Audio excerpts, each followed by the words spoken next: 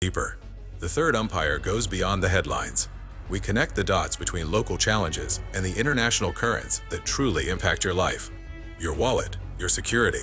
Join Stephen Matheson, Selvin Mitchell, and Ronaldo Rollux, three employment law and human resource management consulting professionals, as they unpack the complexities, analyze the power plays, and reveal the often hidden realities.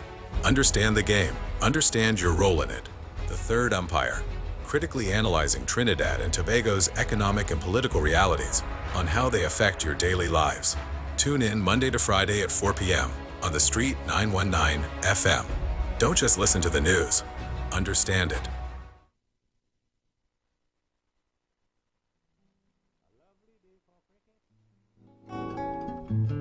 Blue skies and gentle breeze. The Indians are waiting now to play the West Indies. A signal from the umpire. The match is going to start. The cricketers come on the field. They all look very smart. Irapali Prasana, Gigi Boy and Wadeka, Krishna Murthy and Vishnu Mankad. Them boys could well play cricket on any kind of wicket. They make the West Indies team look so bad. We was in all kind of trouble. Joey Carew pull a muscle. Clive Lloyd get about 3 run out. We was in trouble without a doubt. It was Gavaskar, the real master. Just like a wall, we couldn't out Gavaskar at all. Not at all. You know the West Indies couldn't out Gavaskar at all.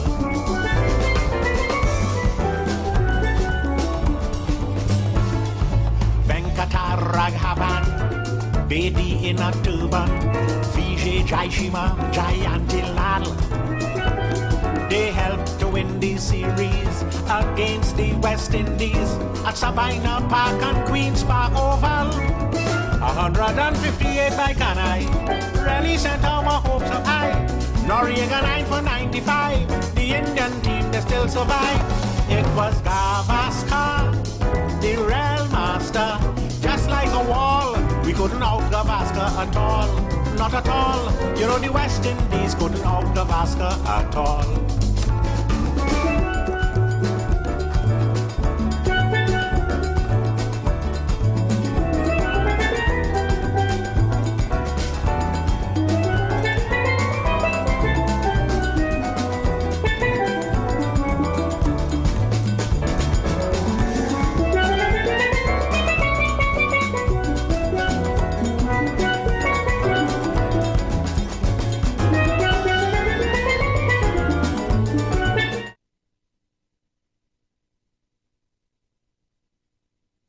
You are listening to the Street 919 FM. Stay with us for news, interviews, and commentary that shape our democracy. Street 919 FM, the official station that defends the nation. Good evening, ladies and gentlemen. Good evening to those of you listening to us wherever you are. Those of you who are in the hot sun, traversing in your cars going home. Those of you who are not in Trinidad and Tobago and are listening, tuning to this program on evenings. Those of you in London, New York, Miami, Boston, wherever you are, and you are listening to us this evening, good evening. You are listening to the Third Umpires, and we are usually live on evening after 4 in the evening, discussing the issues of the day, all that would have happened in the last day or so, and is in the news. We give you analyses on them, and we invite you to chime in with your discussions and your position on the issues. This evening, I am here alone. I think shortly our female umpire will be joining us, and we will discuss some of the issues of the day. Now, I realize, you know, a lot have been said, or a lot have been said about the Prime Minister's decision to ban soccer fets, or fets in particular, at the Branara Stadium or Branara Cricket Academy. And I'm just looking at the headlines, and what I mean, this seemed to be a really topical issue. A lot of people talking about it all over the news, but they all centered to how it would place promoters and fact lovers, and probably even, I see one headline say over 100,000 jobs on the line, and you know, that kind of thing. And that to me is unfortunate to even analyze a thing like that, because but one of the things I would want to ask you, the public, is what are your views on it? I mean, not just bacchanal and politics, but what do you feel might be the benefits of that decision?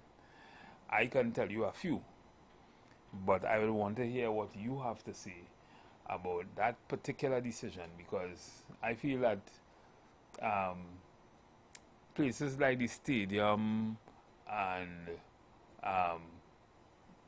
the cricket academy and the oval and all these places were designed for a certain kind of sport, and to have fets in some ways disrupting the field, in some ways disrupting the infrastructure and that kind of thing, which was designed for one thing. To me, that's kind of counterproductive. That's not just counterproductive, but it takes away from the integrity in some way of what the place was built for. And if maybe we concentrate on developing sports and sporting activities to utilize these infrastructure, while it is sometimes you may feel that they are underutilized and that kind of thing, maybe we could concentrate more on that. And maybe we could also build facilities or even earmark certain areas for these kind of activities, because certainly these things, this is not a new thing. I've heard this for many years as it relates to the National Stadium, as it relates to other places of sporting activities. I've heard the concern being raised in the past by government, and it's the first time I'm seeing the kind of statements or the kind of headlines relative to that decision and how it's going to affect things. Now, I don't want to sound like I supporting one side or the other, because to a large extent sometimes I do sound like, you know, I supporting either the government, or sometimes I may sound like I supporting the opposition in issues. But you know, I like to look at things very objectively, and I want to hear also what you have to say. You, the public, have to say regarding this issue. Now, I know there has been a lot of discourse on it during the course of the day, but this seemed to be generating a lot of feelings, a lot of ideas, a lot of sentiment, some positive and some not so positive, on the issue. And maybe we could this evening try to, for this hour at least, try to analyze what are the advantages and probably the disadvantages of doing so.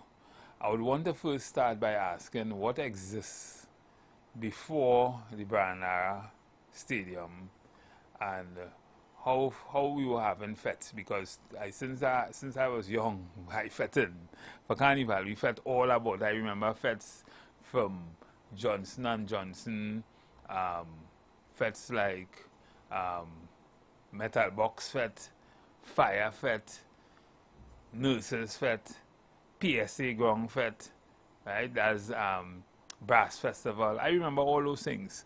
And to me, in those times, you know, you had fetes, big fetes, and those fetes were huge, by the way. Today it's very expensive to go to fete, and I don't think as much people go to fete as in the time I'm speaking of. Because I remember in those times when we had fetes like Johnson & Johnson and Metal Box and Brass Festival and that kind of thing, was like thousands of people, 30,000-40,000 people in one place. We don't have them kind of fetes again. But today, the Prime Minister is saying that she wants to eliminate the use of certain special purpose facilities for fetes, and there's a lot of pushback in the society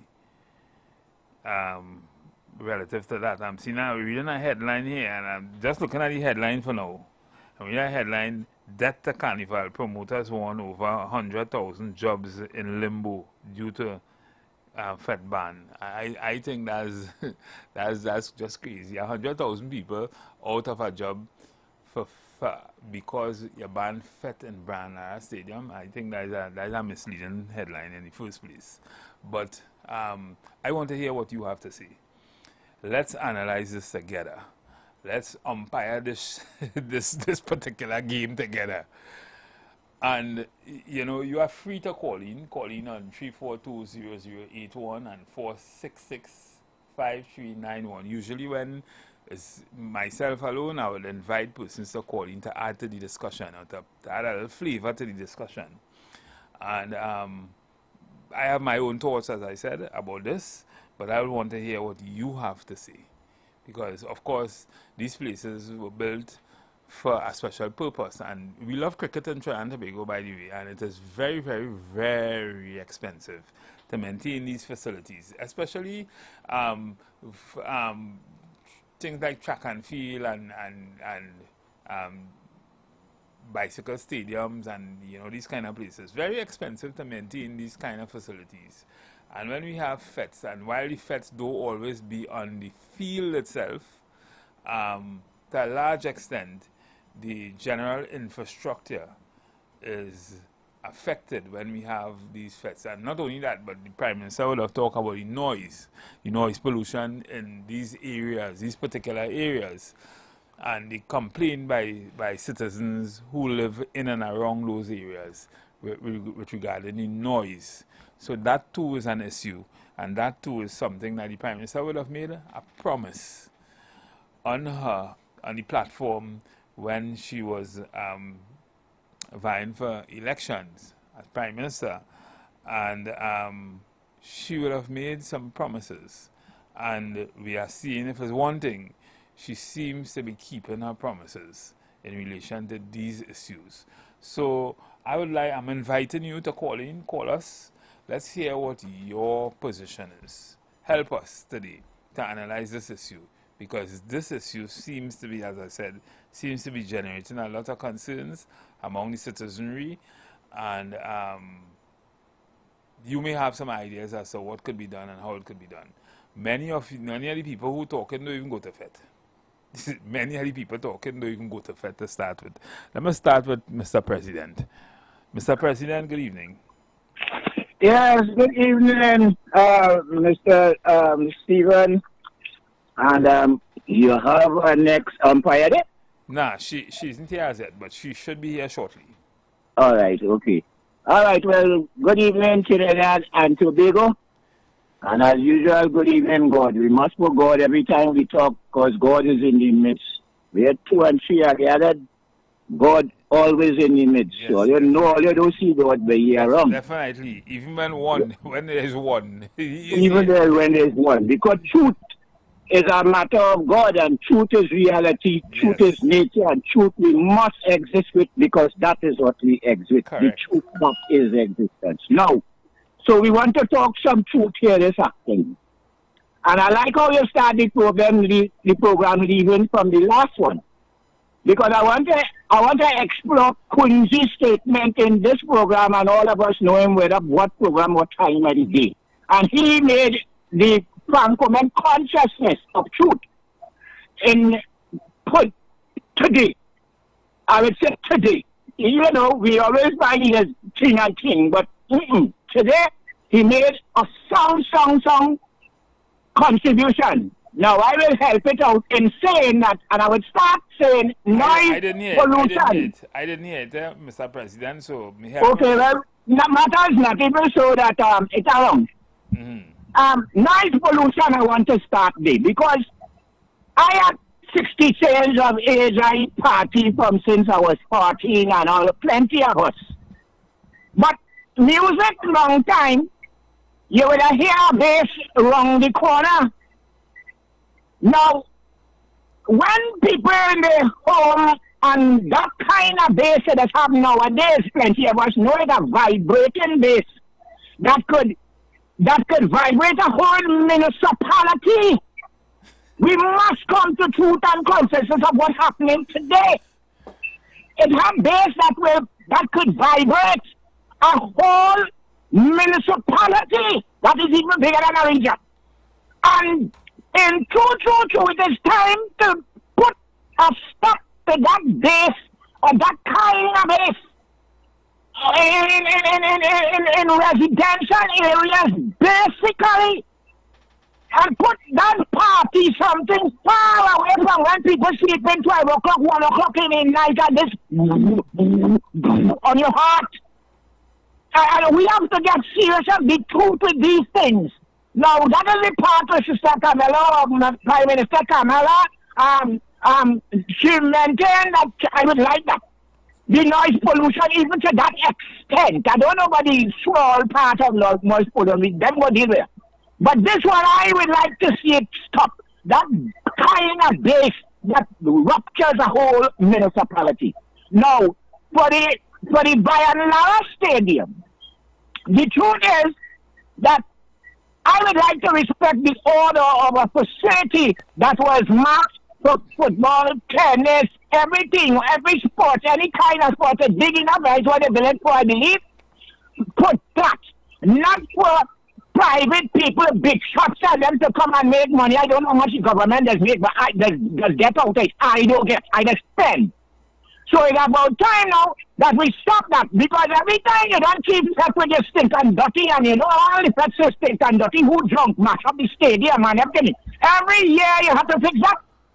You don't have to fix that so fix every year after sports, but you have to fix it so fix after the big stink and dirty and the drunkenness and the mash up the stadium and all the toilets and how much money you have to spend it to do it.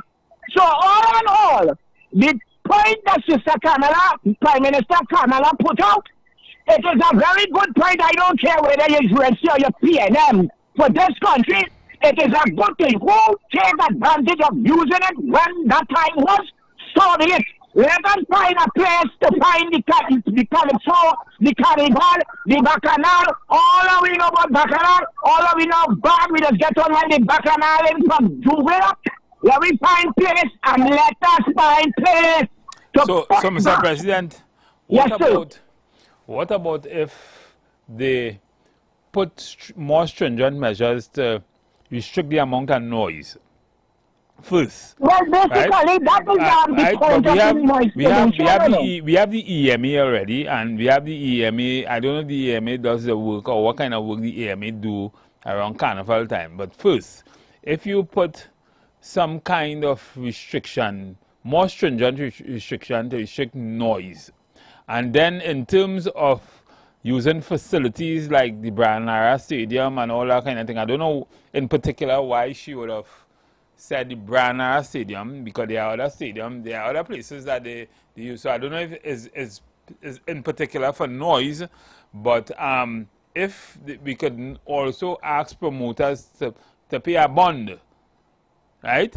Apart from the money they are charged to use the facility, I have a bond, $1 million bond or something, so that when you use the facility, when you leave it, how you leave it, if it isn't in any way met it, then you either lose that bond or you lose part of it or something like that. So, I mean, because these people make a lot of money off of these things. Right. And clearly, if you're making that kind of money, you should be willing to put on a bond to take care of any contingencies or any problems that may arise out of their usage. And of well, okay, but if we understand Trinidadian people, I think making use of what law you put down and make sure it's stringent and make sure, because we not this economy.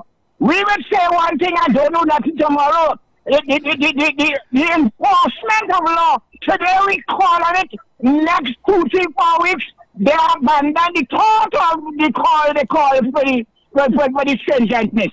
So I think basically, such a law that it just mustn't be used. And you say other police facilities too, I think it could go on to other facilities too. Because let party be party and let sports be sport, and that's where the whole key is about. You see the party thing, we done kind of how it is already, we plenty, let me talk, we don't really care one head sometimes when we run car time. You know, let party and thing, we mad. So, put madness where madness supposed to be, and put sports where sports supposed to be, and if we enforce, if we are, and I like how Sister Pamela, Prime Minister Kamala, she making a note of that, and she looking, well, I don't care who paying them government, she doing it in Trinidad and Tobago right now, just see the chance to do it, and let me put order to things that need order. Things have things out there that need order. Well, caller, if I'm to join in with you, you know, one of the things I kind of admire this Prime Minister for is that, you know, we always talk about belling the cat on this program.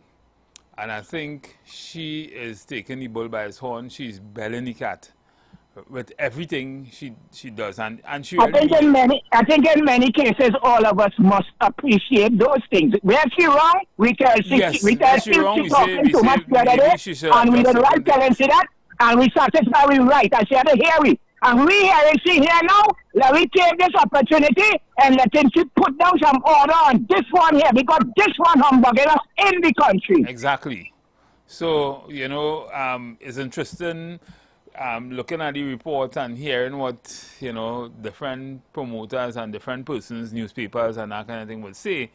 I think it sounds more like political than yeah, they want to continually make money, and we must say nothing. And we don't get back nothing from the big set of bets. Yeah, they spend the money where they want to spend the money.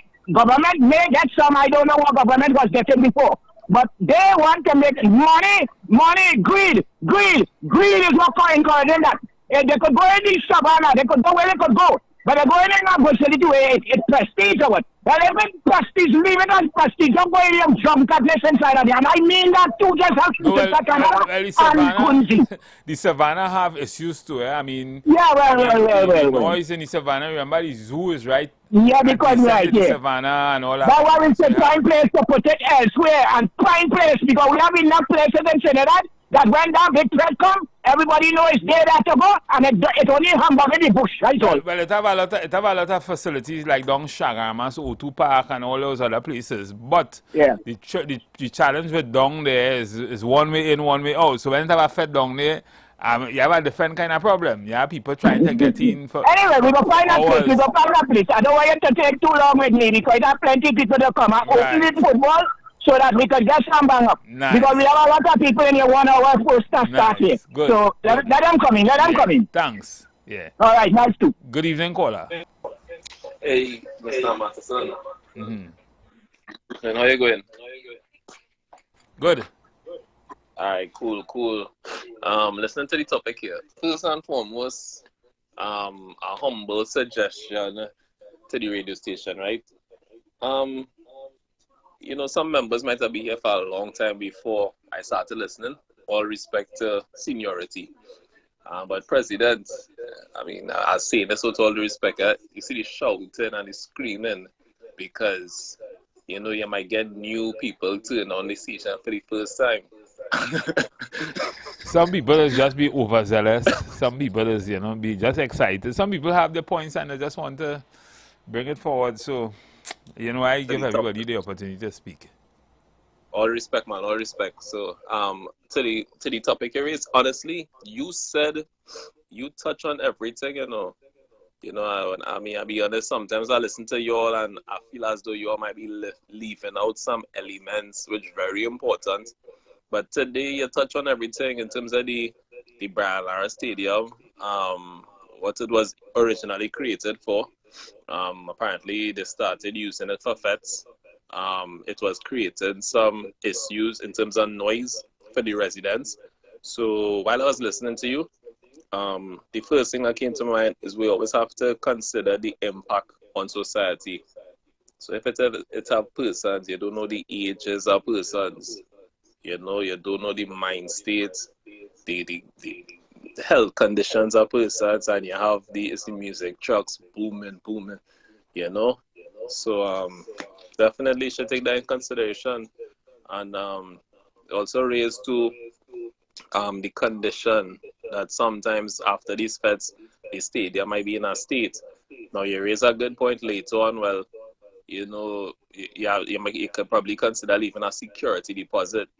So the owners, the management of the facility, the stadium, they do their observations, they consider past events and consider what might go wrong to the worst extent and say, well, you could have your fed, but a security deposit at this amount, contractual stipulations, everything clearly expressed when you even finish. It mustn't have no litter on the ground. Mustn't if it have that, it will cost this amount for us to clean it up.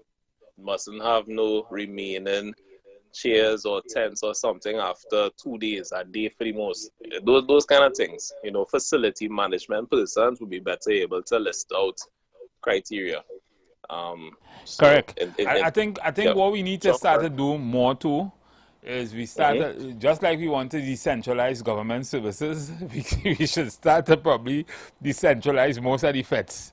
So take them out of the areas, the city areas and the very urban areas where you have a lot of houses and things. Take them more like in these people carry people that have a fet up Toko side, has some fet Blanchy says, some have some fet down south, in places where you don't, not really populated and creating that kind of drama, and also doing something for these communities. I mean, some communities may welcome some of these events. You have more people, you have more activities, you have more commerce, more things happening in those communities with things like that. Now, everybody might not agree with that, right?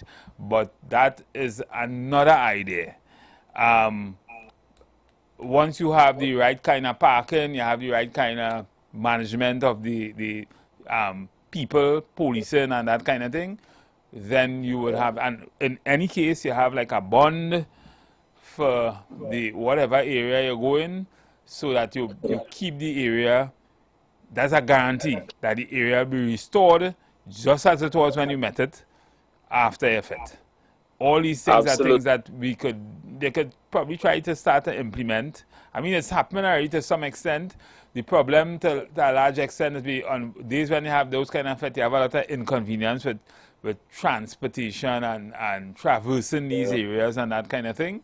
But these are things that I am sure could be dealt with in other ways based on the Yeah. time when the fete is taking place and Yeah. And you might have some people saying, well, where's the ideal spot? If you everywhere have residents, but you could look for, as you saying too, maybe somewhere in the central have a little bit more space, not as congested as in Port of Spain and thing. And you could even make some accommodations, honestly, for the residents there. Reach out is about communication too. Reach out to the residents. This is where, Ministry of, maybe community and social development, whatever it's called it, communication, reach out, say they're looking to have an event, a resident citizen of Trinidad, looking to have an event here. Um, You know, we in the age of technology too, so that shouldn't be too difficult. It from the estimation. You ever fet in PSA grounds? When rain Where's falling, Pierre? when you start mud all up into your ankle. Nah, I never fed there. But and they used to have feds, the marks Yeah, in his these have Liquor quite a Stadium. few fets down there a long time. I mean, But in in his the Liquor 90s, Stadium too. Brass Festival was one of them. But But in his Liquor Stadium, any feds, you score like try when they having tribe and thing a fed. That too small. Hello? Hello? I am just making suggestions. The thing is, there are Oh, a lot of things, a lot of ideas, but it is up to the government and FET promoters and that kind of thing. And also, the government could probably even develop special purpose areas for those kind of activities, or zones where you can have FETs and zones where you can't have FETs. So all those things true. are things that I could see happening, which would make us a little more organized in everything. So I applaud the government and the Honorable Prime Minister in her thought process with respect to organizing the society. Definitely. And as I come off now, I'll pass it back to one consideration you might Thank have you. mentioned. No, just now. Yeah. So yeah, I think that we need to think this thing through. It could definitely happen. We could definitely fix a lot of things in Trinidad and Tobago that has just gone bad over the years, and this might be one of them. You know, we have the EMA. I am not too sure what role the EMA play in, except for they would charge you for having the FET. You pay some fee for some license or whatever, but I'm not too sure if they monitor the noise pollution and that kind of thing after they do that. So that's something we could the government could seek to address in terms of dealing with this situation of noise pollution. Good evening, caller. Yeah, good afternoon, Marcuson. Well, Marcuson, well, for the last 9 years, the promoter that make crime, when a promoter, they call room.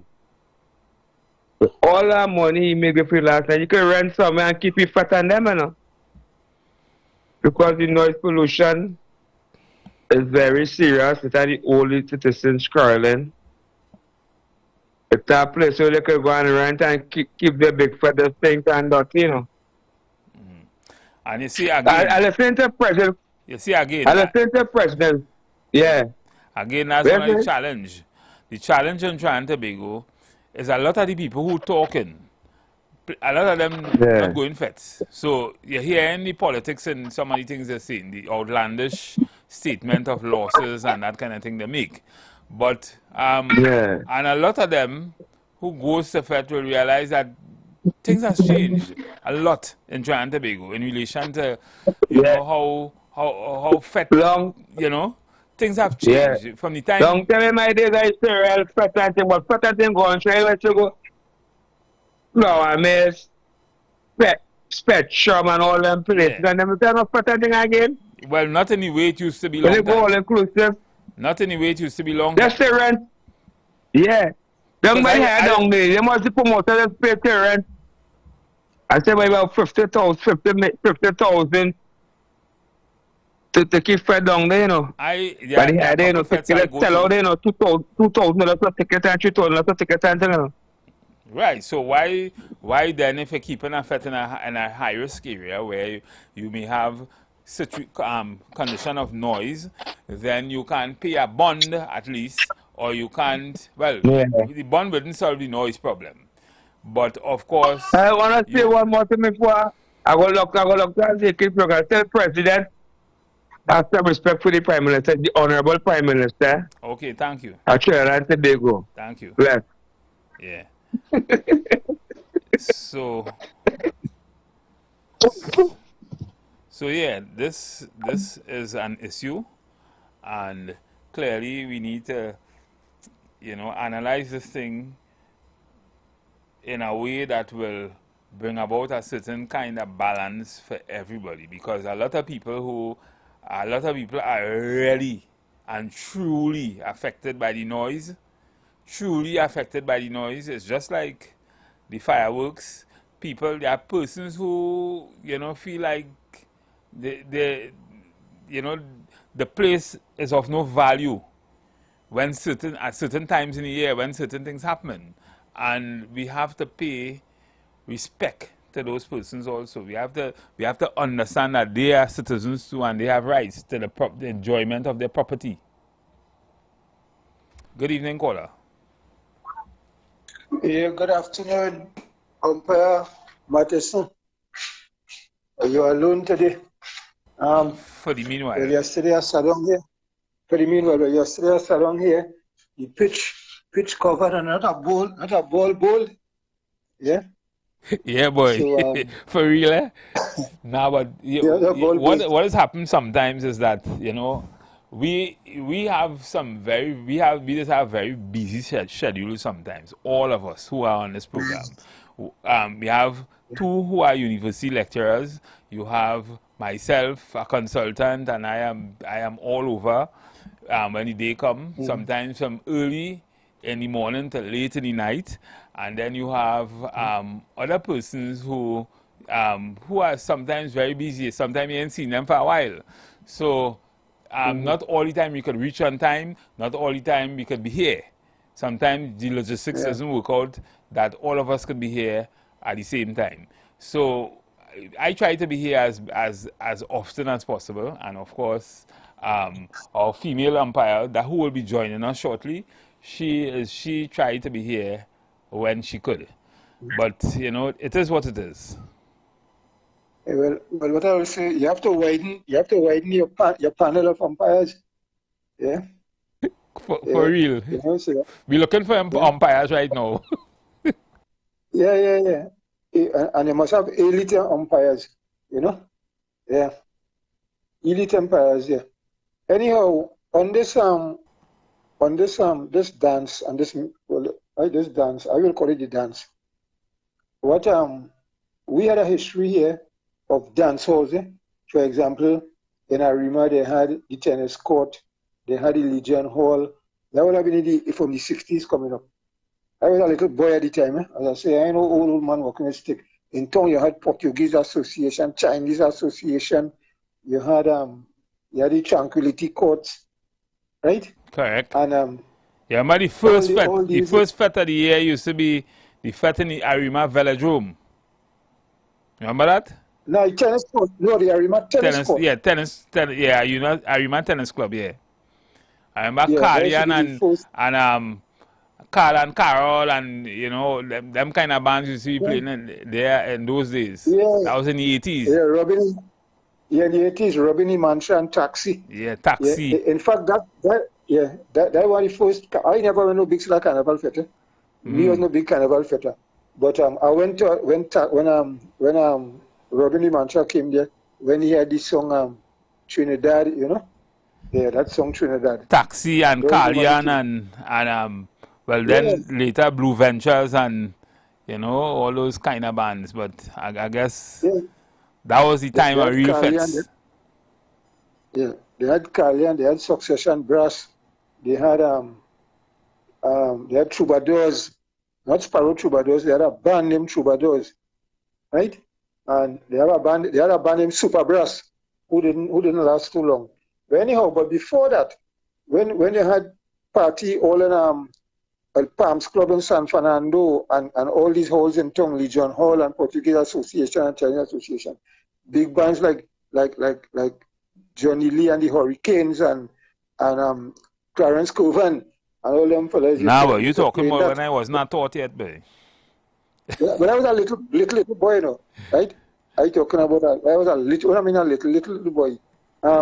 So from there in the 70s with the oil boom now, right? We had places like Guardian Sports Club, and then the industries and the East-West corridor started to keep fit, like Whitco, Metal Box, then Carib came in, right? And then licenses came in, and then then after this place, the PSA or Long Secular there, all these were party places. Yes, right? I remember that. So we always had venues for party, right? Even some of the Legion Hall, because those friendly society halls before that used to have parties that you went in Tunapuna. They had an arena here, Lily of the Valley, on Woodford Street at here. Yeah. So we always had centers for carnival. So if there's a problem, because let me tell you something, this technology is a hell of a thing. But before I speak about technology, we had a serious problem in Maxis long time. There's a boombox and Maxi, you know. Right? I remember that. That's the days of Maxi Dub. Yeah, Maxi Dub, yeah. Then Bali sing the song and after. Right? You hear music coming up, you are there and you hear music all on the Congo coming up on the main road. I'm telling you. You hear and children hanging out on the windows, and because them that time they are junior sec and senior sec did speak. Right? And people waiting. You remember the survival 1, survival 2, survival 3, people waiting on a special maxi. Yes. I remember them days. Well, they were the big time. Yeah, they were the big time boom survival 1, 2, and 3. Yeah. Yeah. Everybody, all school child want to ride on the maxi. Yeah. So, right. So we always had venues for party, right? But if we have technology now and the wisdom of the administration that people complaining, that the noise levels and thing. Well, I obey the law, so I more or less no party man, right? But times changes, right?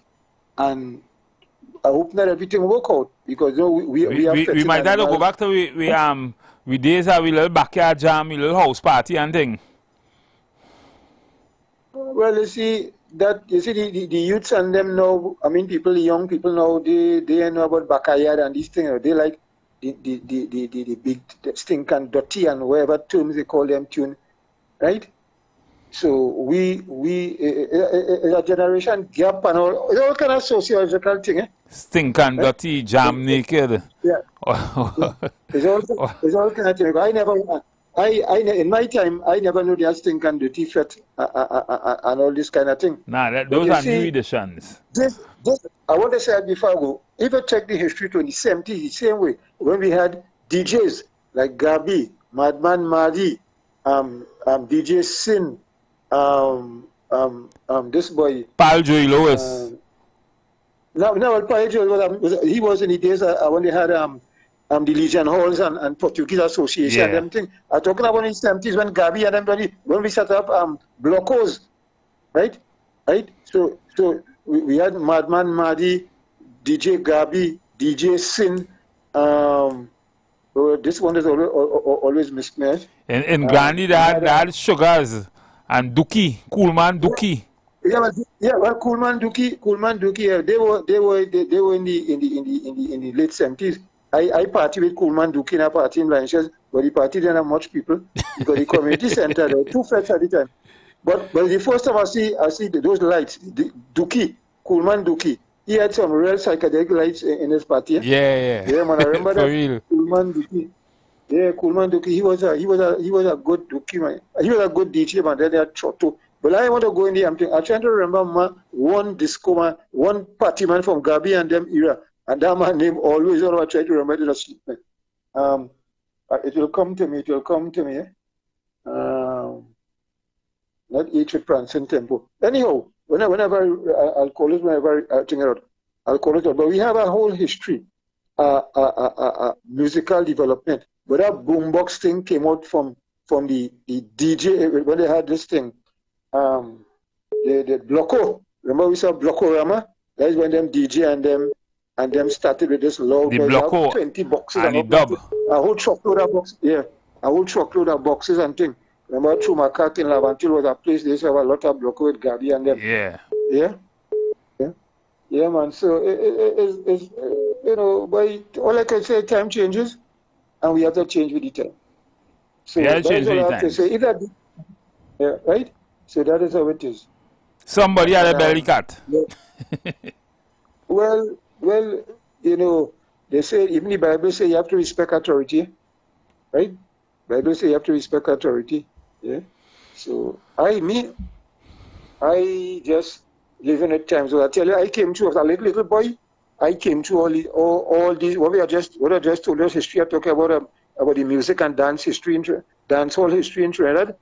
I came through all of that, right? But the most telling one that was when they tried to overtake the Maxis, and the government of the day put a stop to that. Yeah. And up to now, we don't have Maxi playing them kind The of Maxi loud Dub, so yeah. The Maxi Dub, yeah. man. Let me take a next call quick. Yeah, good. See good, somebody good. trying to Thanks. get in here. Yeah. Good evening, caller.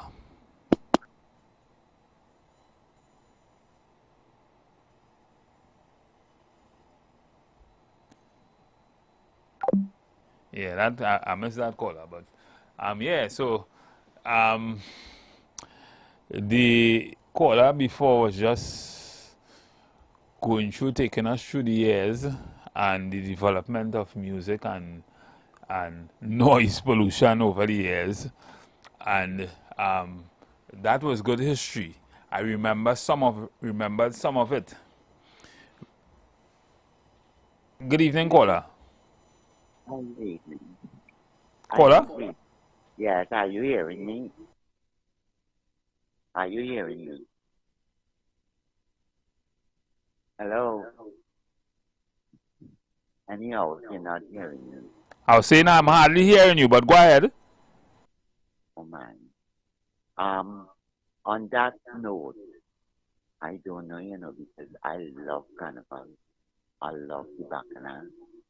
And I wouldn't say noise wouldn't bother me, but I think we should have a more consultation on this. As I say, we have to have a cut-off time. I said 2 o'clock is a safe time, because it have some people don't like carnival at all. And I feel that we have to make Trinidad a tourist attraction and be looking at tourism, because everybody makes money. I love the Savannah party on the road. And I remember the days when we used to go Guardian and Paragon and all that. I don't know if those spots are still vacant. They probably could develop it, but... Caller, you may have to call us back in the next hour because we are going to pay some bills now. So you'll get cut off shortly. Right, because this is important.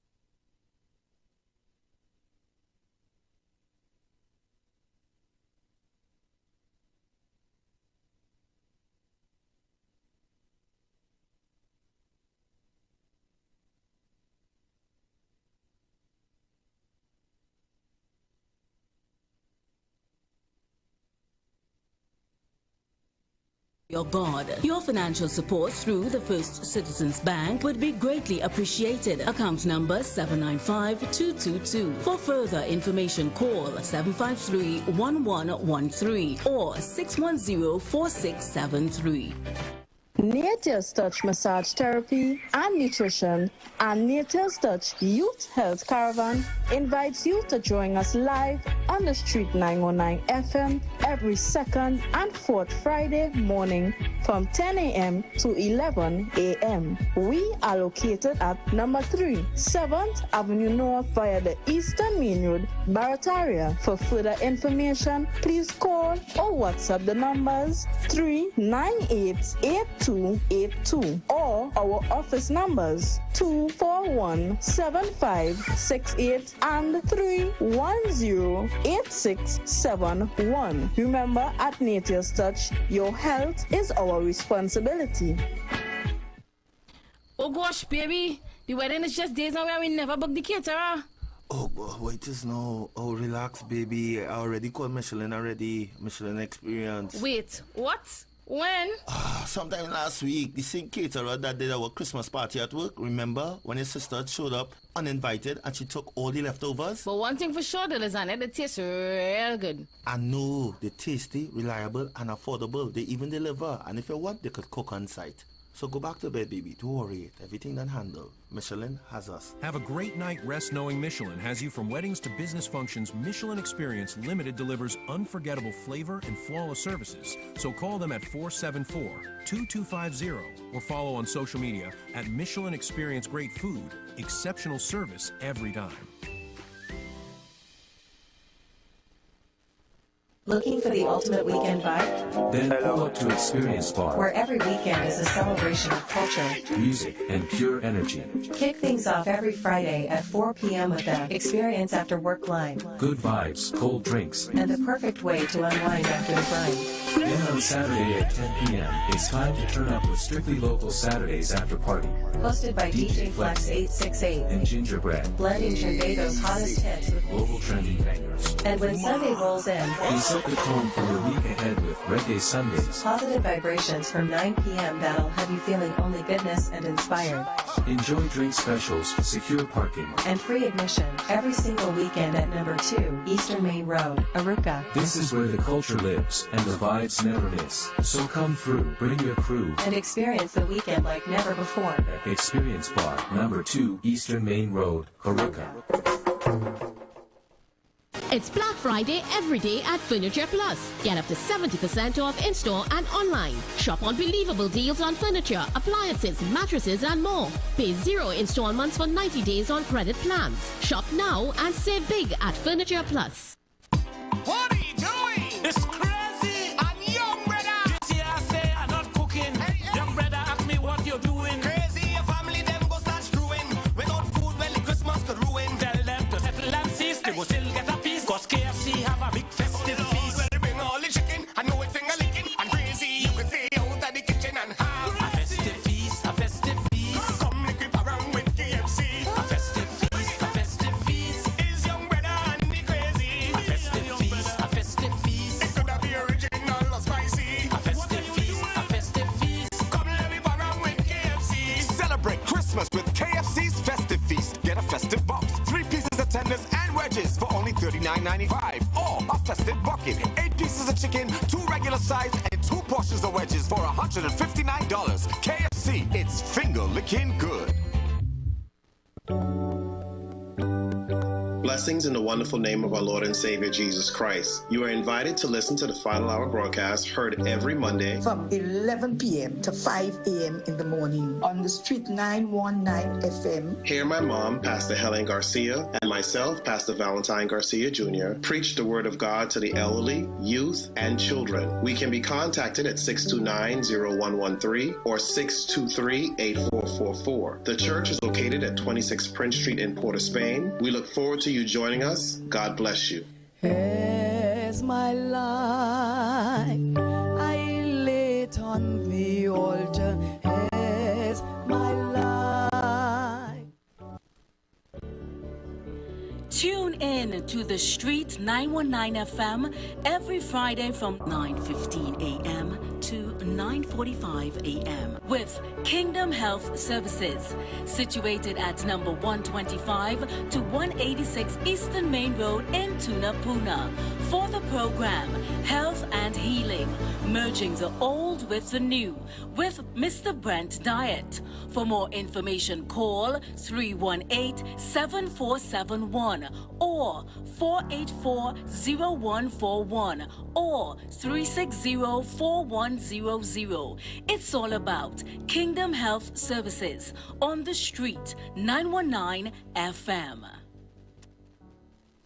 The Embassy Yacht is back and ready to transform your events into unforgettable experiences. Launched from Kings Wharf, San Fernando, the perfect starting point for an epic experience of luxury, music, and celebration on the open water. By booking our vessel, your event will include a house DJ, state-of-the-art sound system, fully stocked bar, dedicated cleaning crew, top-notch security. This isn't just a venue, it's a floating masterpiece designed to make your event the talk of the town. Imagine your guests dancing under the stars, drinks in hand, with breathtaking views of the coastline as your backdrop. From birthdays to corporate events to exclusive parties, the Embassy Yacht offers promoters a unique platform to create unforgettable memories and boost your brand's reputation. Call or WhatsApp 399-5959 or email embassycruises@gmail.com.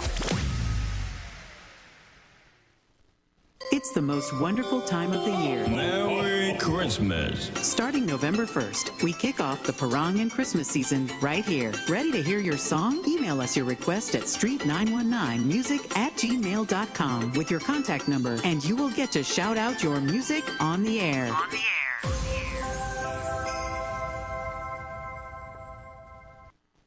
Share the live. Share the live. The Street 919 FM on Facebook and Instagram. Share the live. Iowa George on Instagram. Share the live. Iowa TV and Street TV on YouTube. Share the live. The Street 919 FM. Callers and listeners, we are back, and this time it's the battle of the sexes. We have joining us the lady umpire. Hello. Simoya Sandiford. So she's on set with us this evening. Good afternoon. And Simoya began the first hour talking about the issue of noise pollution. And the banning of fetes in certain places like would that include Port of Spain? And that kind of thing. I don't know as yet. We have wait to hear what the Prime Minister have to say about that. You see, we have to be a little careful with how we're dealing with some of these things, because in the Port of Spain area, Hazley, Crawford and those places, they have residential areas around there, and they complain every year about the noise. People complain about noise, but I mean, Carnival, there are certain concessions are made, and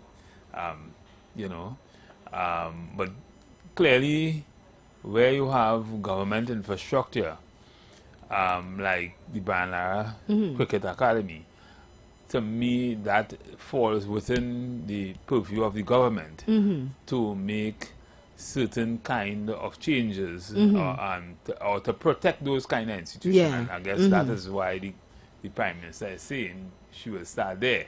I don't know. She did talk about certain bars and other areas that create noise pollution and that kind of thing, and we'll see how it will go forward, because you could still party and thing with all the excessive noise. Those people who saying that it will, I didn't know that the party will be less, or the party would not be good with less noise. You could reduce the noise and still have a good time. Yeah. I mean, people will still be involved, but you see, it to me is a holistic thing, right? I don't want us to cherry pick when and where you want to apply legislation. We have people crying out every single year for Diwali about this bamboo busing. No, well, it had legislation already. I'm still saying. You remember you have the EMA and you have noise pollution. Right. No, but for the man on the street,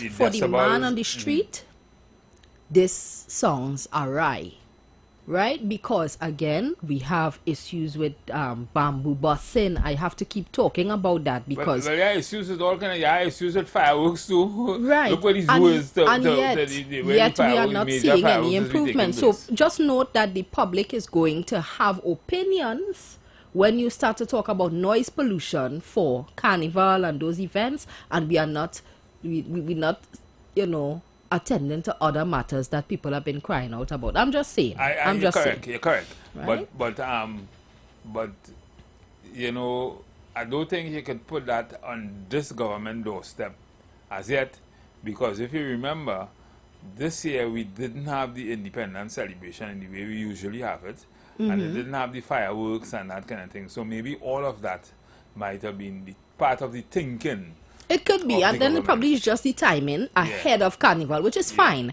I'm not saying no, but we still would not avoid the criticism. And remember, she on her platform, so leading up to the election, that was one of the things that she mandated. She said that she's going to fix. Yes. You know, it's pollution and all that kind of thing. So I think it's a step in the right direction. But what they need to do, so that as not to water down the whole thing, create safe zones for these kind of events. Yeah. Where these kind of events could take place safely with all the kind of problems that are usually associated with it. I think that's fair. I'm just saying we would not avoid the public commentary on, you know, why this and not that, why it's at this time. Caller.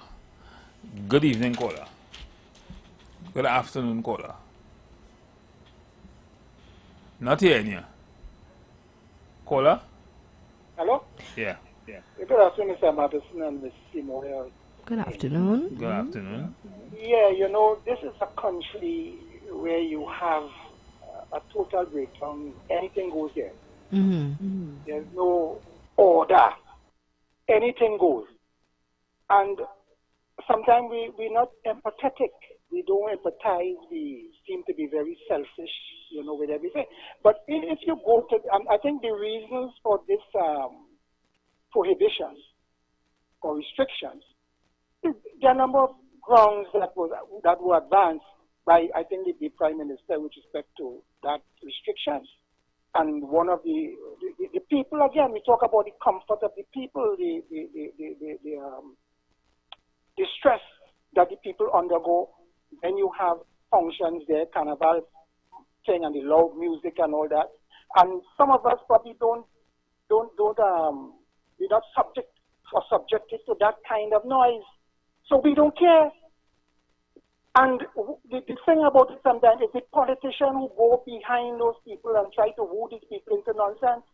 The fact remains, people suffer there, people have heart attacks, have heart problems, people have all kind of problems, people suffer from stroke, all kind of that kind of noise.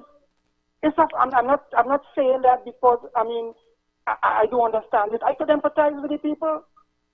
Because even in my area, sometimes where I live, sometimes the kind of noise that people put on their box and all night is noise. You can't sleep.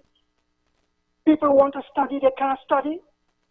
So all these things and talking about you have to get consultations. Yes, the people went when they were campaigning for the whole year, 5 years, they were meeting with the people in the various constituencies and they were listening to the people.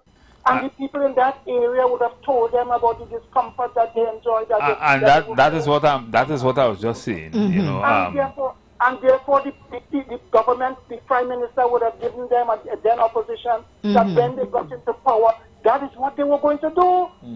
They told them also about this business where you have this flare and people bursting these things in the air and all the fireworks. And what happened, Diwali? There was an explosion of fireworks all over the place. That's right. That's right. So people have to understand these things and to talk about so and then the argument again with respect to the ban. If you build a stadium for sports, or probably more specifically for cricket, then you want carnival inside of it. So it was, I don't know what the original intent. When you build that stadium, was it for carnival and cricket? Maybe we should build a carnival emporium or something. No, but I don't know. But the fact remains is apart from interfering with the people's right to enjoy the enjoyment of their property and all that kind of thing, and the discomfort that they face without any empathy or compassion. The fact remains is that the thing was never designed for that. Yeah, and you see, that's our problem in Trinidad and Tobago. We are not a planned state where you have things planned out. I was in the US for the 4th of July Independence celebration, and I went and looked at fireworks in San Diego. And the fireworks was over the sea. Yeah, but that that is a society. Your societies that are organized. You have society that are disciplined, well planned. We are not like that. It's anything goes, right? And you see the people in Woodbrook, they've been complaining for years about this the noise and all that. They can't sleep and again the traffic. And even the traffic in that area, Toruba area. Yeah. They complained about that. And when you had this cricket business there, I remember Meister was the assistant commissioner there at that time. He was, I think, the commander, right? And they talk about traffic. And if you have traffic in those areas, congestion, you know the problems that this could bring about in terms of people's safety and all that. If you have a fire, if you have an accident, how you getting people out immediately or from stamping? So a part of my thesis for this evening really was that maybe we should kind of decentralize to a large extent carnival and fetes and that kind of thing, and create these safe cities, these safe zones where you don't have a lot of residential areas, and have these fetes, but also create the right kind of transportation network to get people to and from these fetes also. So I know that a lot of research are being put into probably creating like a causeway, or probably creating another way to get to Chagaramas by sea, from Port of Spain to Chagaramas, without having the massive congestion that you usually have. And that is something that certainly would, you know, the country would welcome. We have a lot of areas in the Chagaramas area, O2 Park, Pier 1, different places where they could have these fetes. But it's just one way in, one way out. One way in, one way out. And clearly you would have traffic jam and that kind of thing. I would agree with that.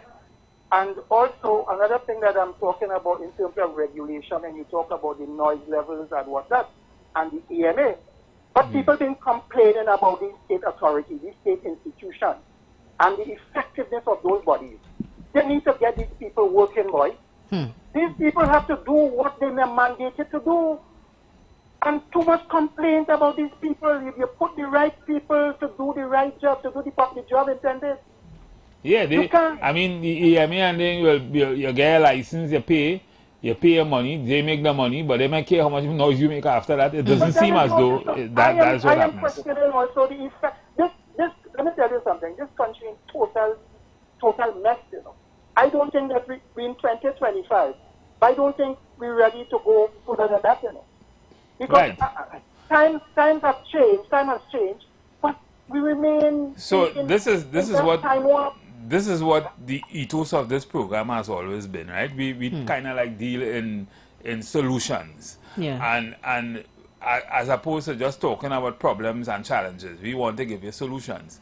And to a large extent, when I look at the newspapers and I look at the amount of opposition towards what the Prime Minister would have said, the Honorable Prime Minister would have said, I feel daunted, because there are so many reasons why you would want to explore other places for fetes like these.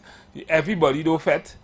A lot of older people are greatly affected by the noise from these fetes. Plenty people just affected by the noise.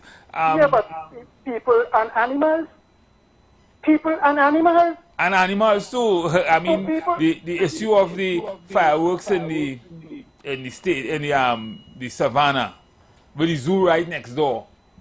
I wouldn't like to be a zebra or a lion or something in the zoo for fireworks, because that probably must be really, really, really a problem for these animals across there when we have these fireworks and that kind of thing. And these are things that we have to be more sensitive and cognizant of. I just want to say one thing before you terminate my stay on the phone.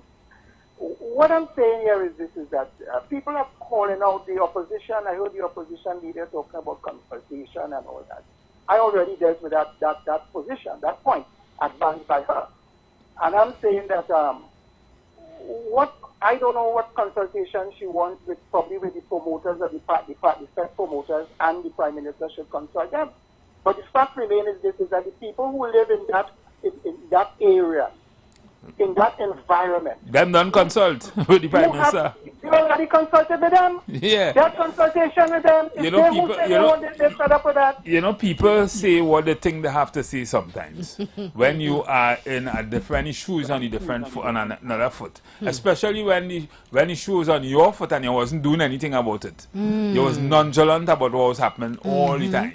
So somebody now come trying to belly cat, and sometimes the one who try to belly cat is the one that's get eat. That's right. But the cat has to get bell. You have to take a stand sometimes. You have to take a stand, and it may be unpopular, but the fact remains is that you have to think about what is in the interest of the people. What is in the interest of the constituents. They are the people. Exactly. Those people who their objective or their interest is making money, and probably having, and the people who go there to have a good time. Most of them don't live in the area.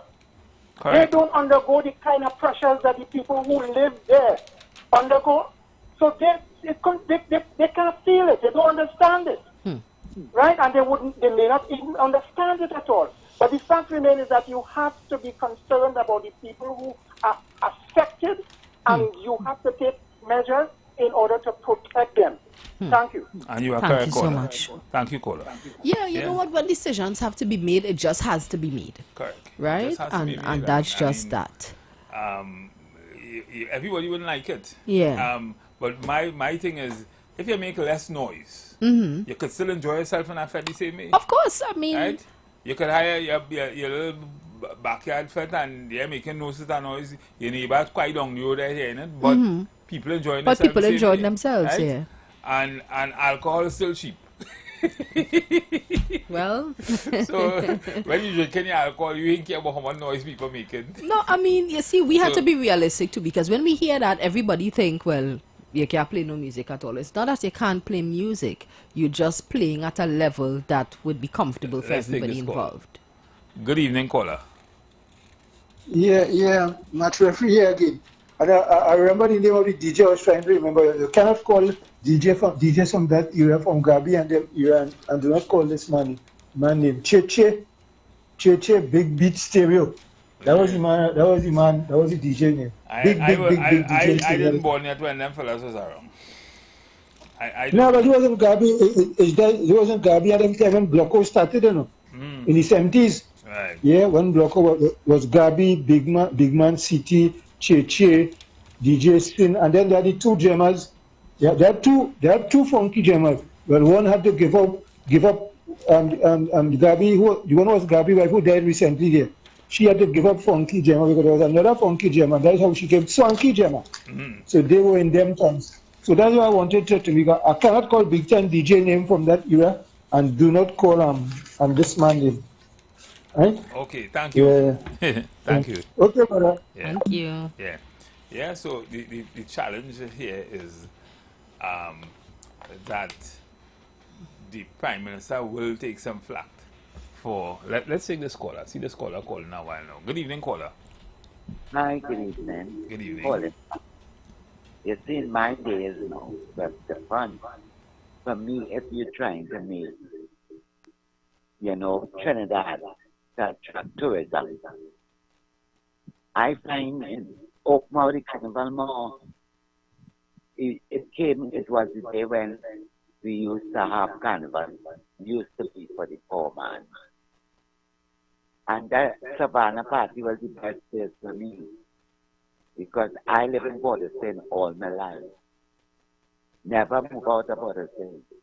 But it have people just don't like carnival. They don't like this kind of thing. You know what? As I said, the lady who just come, Simona, say her name for me, please. Samoya. You see, she bring a balance because she talk about the bursting bamboo water going by the zoo with the music. I didn't think about that.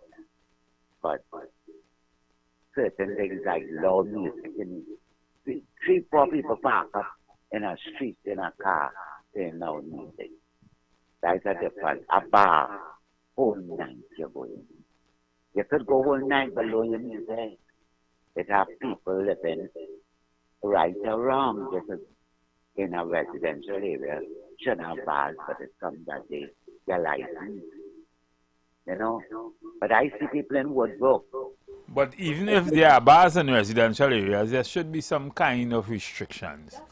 Exactly. Because people need to sleep and things. So we wouldn't want to curtail business because bars in residential area mightn't be such a bad thing. It will kind of decentralize the whole thing, a whole set of people on the avenue, you know, that kind of thing. But you could control the music, you could control the level of noise, and you could control the movement of people in a certain kind of way. And those things certainly could be legislated. Exactly. I agree with you. Let's have a cut-off time. But the bars and them too. I mean, like, you shouldn't have bars opening on a Sunday, except for weddings and things. It have certain things they could put in place, but I feel if we should open up carnival. You don't have to go out. Where are you talking about?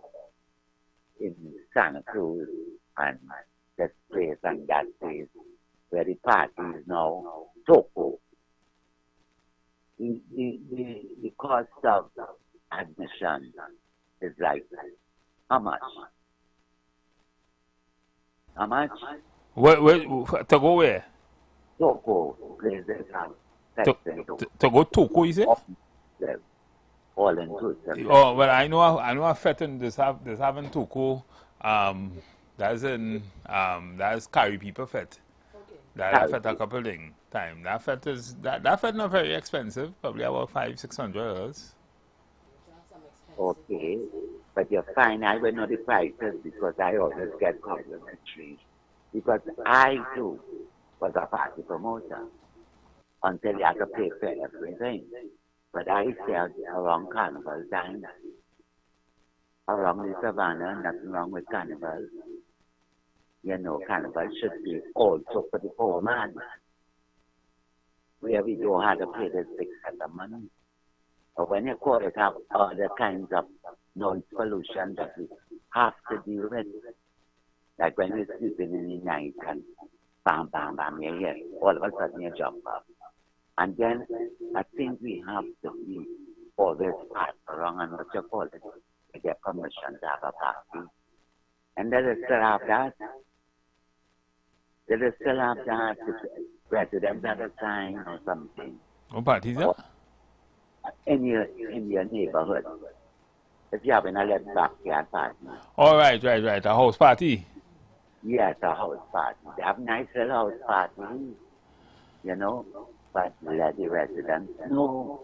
Like they used to have no wall. I don't know if they still have. They used to have a nice party in Bigger Mountain. Well, those things are certainly good ideas and things that I know there's still a house party and that kind of thing, people little birthday party and thing, but real backyard jam, that little carnival party and that kind of thing, that could certainly happen. And if you notify the people in the resident, it will be subject to that also. But listen to me now. You know, I see the old people in work with hands up in there and we're all enjoying the music. Coming out when the band passing. But what happens is, over to it and the filthy of the people ball. They want to urinate on all on the people ball. Those things are wrong. And I think the people who live in, I wish I was living on the avenue now. I open up my place and sell my little things. So you see, you could take lemon and make lemonade and make it nice. You know, everybody could enjoy.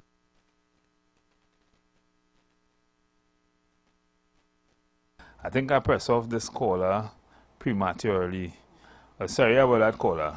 Well, while we're on this subject, I heard you mention house parties and so on. We cannot forget in some, I don't want to say, not even residential areas, particularly in HTC areas, I hear a lot of complaints about neighbors not being considerate of their other neighbors Well, and playing loud music. Since I small that happened, let me take this call. Good evening, caller. Hey, I got this to my brother and to the sister in there. Good afternoon. I like to commend the last caller made, about the carnival to the poor man. But I am not really uphold the carnival. I love that pagan festival, right? But what I'm saying, Woodbrook is not a residential area. Why they put everything to go down Woodbrook for the Syrian to make money and leaving the poor man up there with a little stallway ban, stop passing and all them things? Why they do people that? Why they do poor people that? Why they didn't keep carnival in Port of Spain as it was usually done in years gone by, where everybody could make $1? Why they leave it to the one person, one set of people to make money? It's a serious thing. These things are supposed to be. Well, it's who have money to invest. But I heard you said something. Carnivals are pagan something. And yeah, it might be. But you know how carnival? You know the history of carnival. You know how carnivals. But you tell me. Huh? You tell me. Right. So history, when slavery and thing coming to the end of slavery, the abolishment of slavery, it was a way that the people, the ex-slaves and that kind of thing got to mock their slave masters and that kind of thing. So it evolved out of that, and over the years you had even Protestant like the Cambule riots and all that kind of thing. But carnival started off with ex-slaves and that kind of thing. That is among the history of carnival. I believe carnival started off is when these Caucasian, these pagan and them fight the battle and they come back in the city and the start a festival. Right. That is what went on. The start a festival, carnival, line up a woman singing, and woman with man with woman with woman, all this kind of thing. That is where the carnival, the carnival is cannibal. You understand? That's where the carnival started from. Not after the slavery. After the slavery, these people, the black people, and used to have a little, it's come like a tradition, you know what I mean? They celebrate, but carnival didn't come from that. It comes from the pagan after the start of battle. And they come back, the festival. That was the carnival. Right. Where the carnival start from. You're correct, caller. To an extent, yeah, that is how it really evolved. But it evolved into other things over the years. So, mocking of the French and, that kind of thing. But, yes, you're correct. But I feel why the movement from coming around, the streets and somewhere, poor people could come out with a little tambam board, a little this, a little that, a little polori, and make $1. You understand? They deprive the poor people and put money in the other people's pockets. You understand? And that's bad. And next thing too, you're talking about DJ. What about Pusha the Nutcracker? What about DJ Patman, George King? DJ knows the power of tower. You understand? DJ Sensational Simple Song. Yeah, there was a lot of DJs long time. All them DJs I remember, those names were names that were famous in a particular time in our lives. Right. But you could be talking about not keeping partying to build build somewhere to keep party. They have a whole thing, see the whole thing, build something in the cane, let people keep party. I will stop carnival, that pagan holiday. My son never got it. And that is part of my thesis. Maybe we should also look at building facilities specifically if you want to market carnival in a certain kind of way. See, Moya? If you want to market carnival in a certain way, plan it out. That's right. And build facilities outside of the area to accommodate it. So you wouldn't have, which I was saying, kind of decentralize the whole thing. Right? Right now, just in one particular, it's focused in one particular. The biggest carnival is Port of Spain Carnival. The biggest carnival in Trinidad is Port of Spain Carnival. But, centralize it, decentralize it. I've never been to Brazil Carnival, but Brazil Carnival, Trinidad Carnival is like a dot as opposed to Brazil Carnival. But the thing is, they have found a way. I was looking at, they have found a way to market their carnival in a different kind of way, and it means something to the people of Brazil. Just like football, just like football. And the same way, the rich people in Brazil, they benefit off a carnival more than anybody else. Why not? So it is what it is. But I think the way the Prime Minister is going in relation to trying to bell the cat. Yeah, decisions have to be made. Yeah, decision has to be made. Decision just have to be made. We live in an organized society. We need to understand that kind of organization. So it is important. I seen Mr. President calling again. I'm going to give him a little say for 2 minutes. Mr. President. Yeah. I come in just to emphasize something, right? I don't want to go too much in what I went in earlier, but there's only one thing I want to make sure that we understand about noise pollution.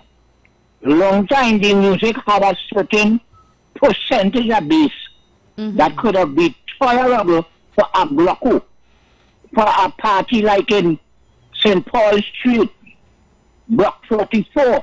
It had a music, environmental music to that point. The music today, the generation today have intact in music in such that the bass itself.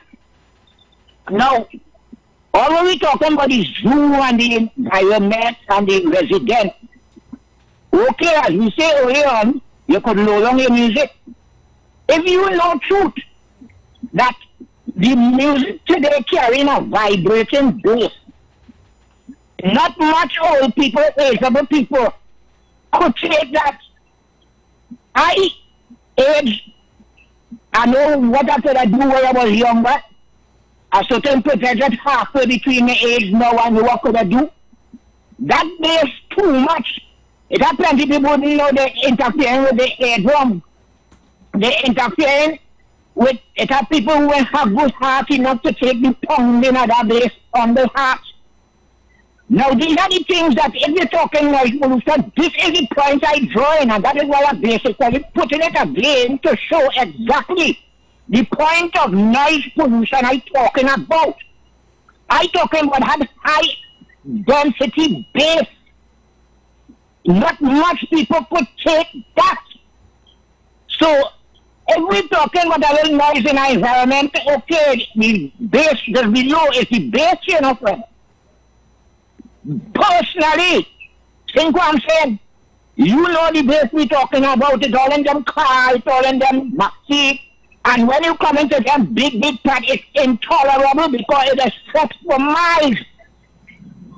Right? So this is the point I want to draw, and I want you to hold that point as a community to understand it is a serious matter with the bass especially. So I'm going to leave it there because I'm making a point perfectly clear for everyone to understand that bass today is not a nice bass. It could rupture ears. Thank you. Okay, thank you, caller. All right, so I think Mr. President just kind of amplified our point, and to some extent the Prime Minister's position. Yeah. But I think we should move on to another topic now. And I want us to touch on. I like to look at what's trending. I wanted us to touch on this situation with Anil Roberts and what he would have said about the St. Vincent Prime Minister and the My Victoria goodness. Peace purchase. Yes. That I sometimes wonder if if we engage in overkill, if we engage in just talk for talking's sake, if we understanding the dynamics of what we talk about as politicians. Yes. Sometimes I also wonder if this is deliberate, and if it is designed. What sometimes politicians don't understand is that sometimes when you talk too much, Right? You not only confuse the public, but you turn off people from. That's right. That's right. If we not seeing any much credibility in what you're That's saying. right. And the politicians sometimes run the risk of doing that. That's correct. Sometimes it might be better to just stay quiet, don't say much, look, because you know you have everything, you know who did what. Listen, since the change in government, I myself have been in a position where I see things. Yes. And I don't talk much about it. Yeah. Because I know one day these things will come out. But yes, all of them. I know about what I saw now, so I know it had corruption, right? I know it had all kind of corruption, but I know from this side because I inside and I see no way. Yeah, right? yeah. So I know there was a lot of corruption.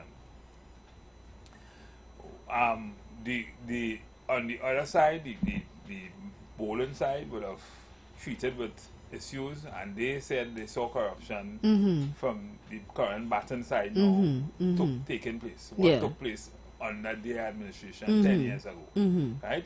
But what I'm seeing now, from where I sit, I know for a fact, I've seen it, we investigating it, we checking it, we know for a fact that something happened. People was eating our food, and they was eating our food big. Politicians, we know that for a fact. But you know, we gotta find another way to deal with this kind of thing. Rather than sometimes sullying the names of people. That's right. Sometimes talking out of turn about things that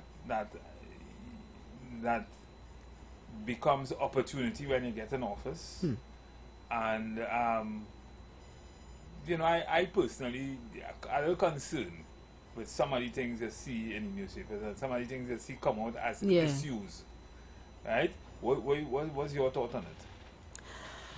I think we are ready with this matter. Now, I read the article. I will get into this because Anil Roberts is pointing to some very serious allegations just based on policy. But to start, we really don't want to have a situation where we are coming off to the rest of our Caribbean brothers and sisters as though Trinidad, we distance ourselves. We want to still have good regional partnerships and relationships. This is my concern.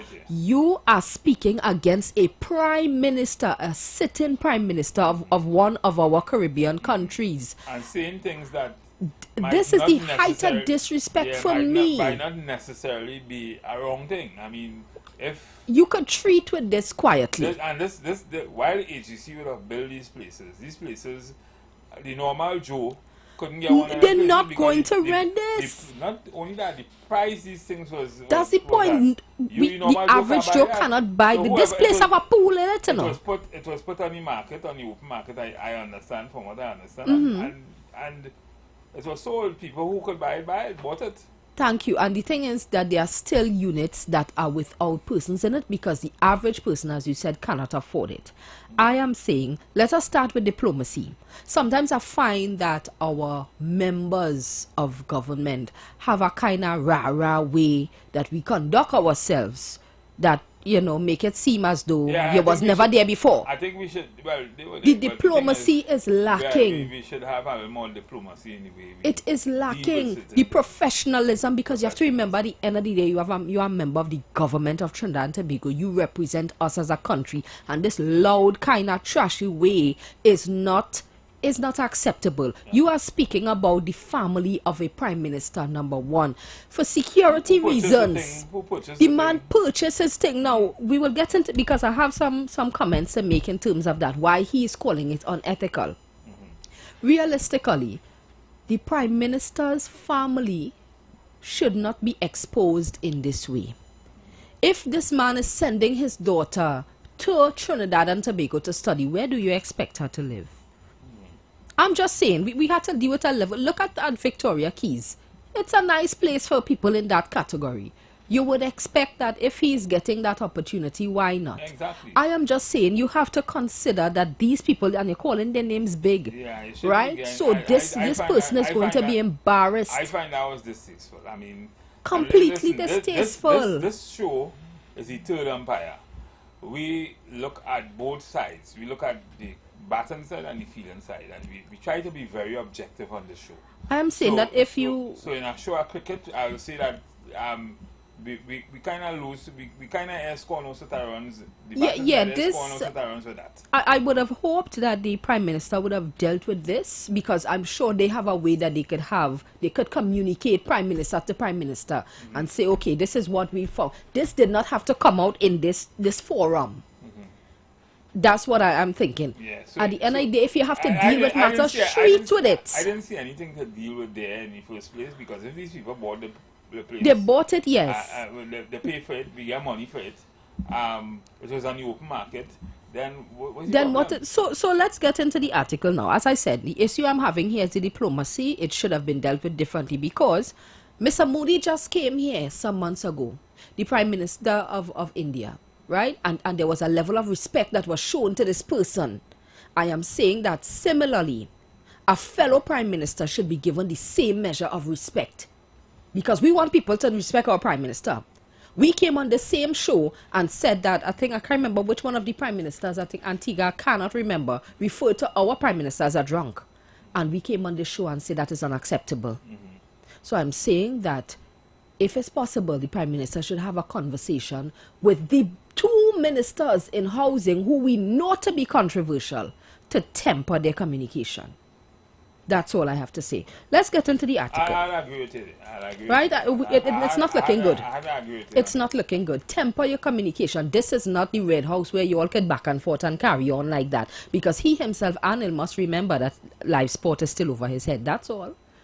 Let's just be calm how we treating with things. Mercy and grace, because you wanted it for yourself when you were in that confusion. So that's all I'm saying. So let's apply some measure of diplomacy. It's very distasteful. Now the article here I'm reading from is Daily Express. Government Minister Anil Roberts says police will be getting involved in the sale of luxurious Victoria Keys apartment in Diego Martin to the relatives of St. Vincent Prime Minister Dr. Ralph Gonsalves. In his daily Doubles and Coffee segment on Facebook yesterday, Roberts, a minister in the Ministry of Housing, criticized Gonsalves for his defense of the purchases. The Prime Minister told the Express on Tuesday that his wife, Eloise, is Trinidadian and his children, Storm and Solil, are also Trinidadian by descent, and that all three obtained Victoria Keys apartments in accordance with the process and not through any political favors. Noting that Gonsalves had asked what he did wrong, Roberts said, "Let me tell you, I ain't gonna tell you all because it's plenty, but let me deal with some serious ones because police coming into this, right? Police," that's his comment. Roberts noted that according to the document signed by Storm Gonsalves, he declared that he works for a monthly salary of $25,000. He said that S. Gonsalves is a real estate developer in St. Vincent and boasted on a radio station about building 39 expensive condos. But in Trinidad and Tobago, he swore on an affidavit that he is an app developer making $25,000 a month, he said. Roberts held up the signed declaration saying that if there was any false information, then this constitutes fraud and the property he purchased will have to go through the legal processes. All that to me is crap. Right? Because at one time I used to be an insurance underwriter. At one time I used to be a journalist. At one time I used to be... So we have to put context to the thing. It is possible for you to sign this document today and next week you get a job and you do something else and you move up. So all I'm thinking is, to me, like that's the politics. Right. The thing is, Ralph Gonsalves is also facing elections in St. Vincent right now, and that could have implication on his position going up for elections in St. Vincent. Right now, he is probably one of the longest serving Caribbean politicians. Yes. Because he has been to me, it's always been since 2001, I think, if I'm not making a mistake. To me, it's always been Ralph Gonsalves for me over the years. Yeah, well, since you are a girl, he was the Prime Minister. So, he is also facing elections right now as one of the longest serving Prime Ministers or head of state in the Caribbean. And I just find it to be, I mean, this is me, I just find that whole thing to be rather distasteful. I would not have... Yeah, I don't like the way it's done. I don't like the way it's done. Because you see, in our own Trinidad and Tobago, we have situations of corruption that we are not dealing with. We don't need to go down that kind of scorched kind of politics. That's right. You're trying to mash up... You want to mash up the PNM and you're mashing up everything around it and that kind of because, thing. And I'm assuming it's because of Dr. Gonzalez's relationship with Mr. Manning, the PNM in the past. I mean, I am a supporter. I supported, I'll say this, I supported the UNC and still support them. But that, I have a problem with that. I think it's the communication needs to be tempered. We still have to place value on our diplomatic relationships. We have to place a value on that, and this is unacceptable to me.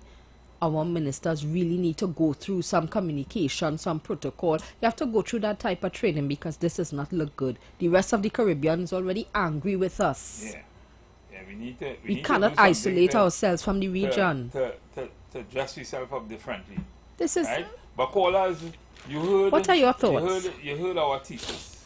You heard what our position is. How the batting side and how the bowling side bowling, how the batting side batting. Call us. We want to hear what your views are on this particular topic. Diplomacy and communication, government communication. The things you say, how you say it, and the bridges you burn. Call us on 342-0081 and 466-5391. Talk to us. Mr. President. Yeah, let me see if I could take a tip in this because this is a real thing. Good afternoon, Sinoya. Good afternoon, sir. I really didn't tell you good afternoon earlier on because it slipped me. That's all right, man. Go ahead. Mr. President, like you have a direct line to the station, or how he always getting through. And you getting through first. Yeah, what happening? I'm an engineer. So in most cases, I uses the science of able by between calls and mouth and how you start a thing and when you're stopping a thing and so I don't get through. Oh, okay. I'm a friend of science. It's just amazing. Yeah. Okay, so let me carry on. Now, my first situation is I say I will remember. And when you remember, you must remember well. Now, in my learning days, when you play with the cup, you get bitten by the flea. Right. Now, what you're supposed to get the whole story there already. Mr. President, if all you understand those statements. Mr. President, stop. When you play with what? You get bitten by the fleas? When you play with the dog. Oh, the dog? Okay, I thought like I hear something else. You get bitten by the flea. Now, it's just a term. I ain't call nobody no name, eh? Right, it's a term. I ain't call nobody no name. Easy. Right. So, listen to me here. We say that we have corruption, we have this misbehavior in public office, we have all these things.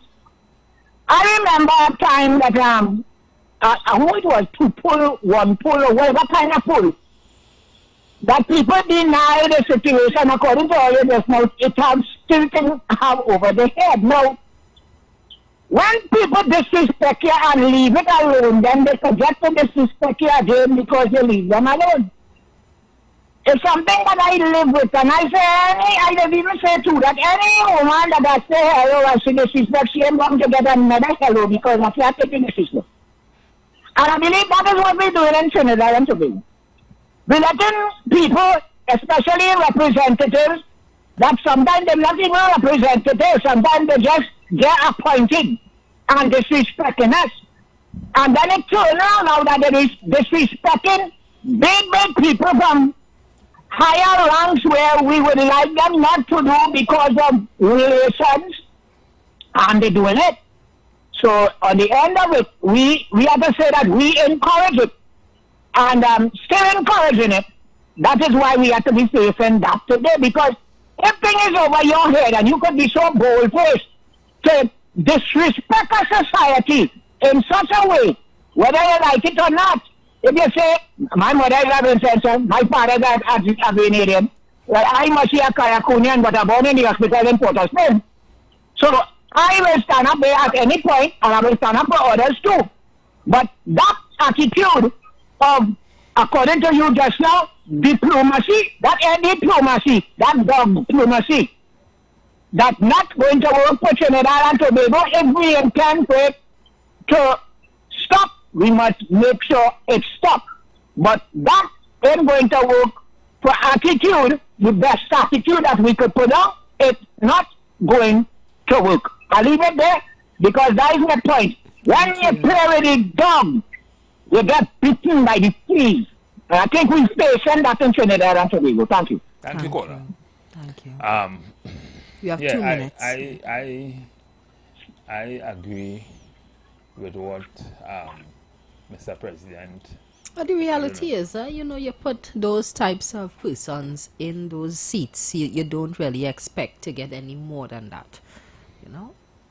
Yeah, it's just unfortunate that we have these kind of things in the newspapers. Yeah. These are unforced errors in my view. These are things that you didn't necessarily need to do. And it will come back to bite you. Yeah, and you know. I would have prefer, as a supporter of the UNC, not to have to deal with these kind of things going forward. But this doesn't look good at the UNC will deal with it in the way they think they need to deal with it. And going forward, I think that we will. Good evening, caller.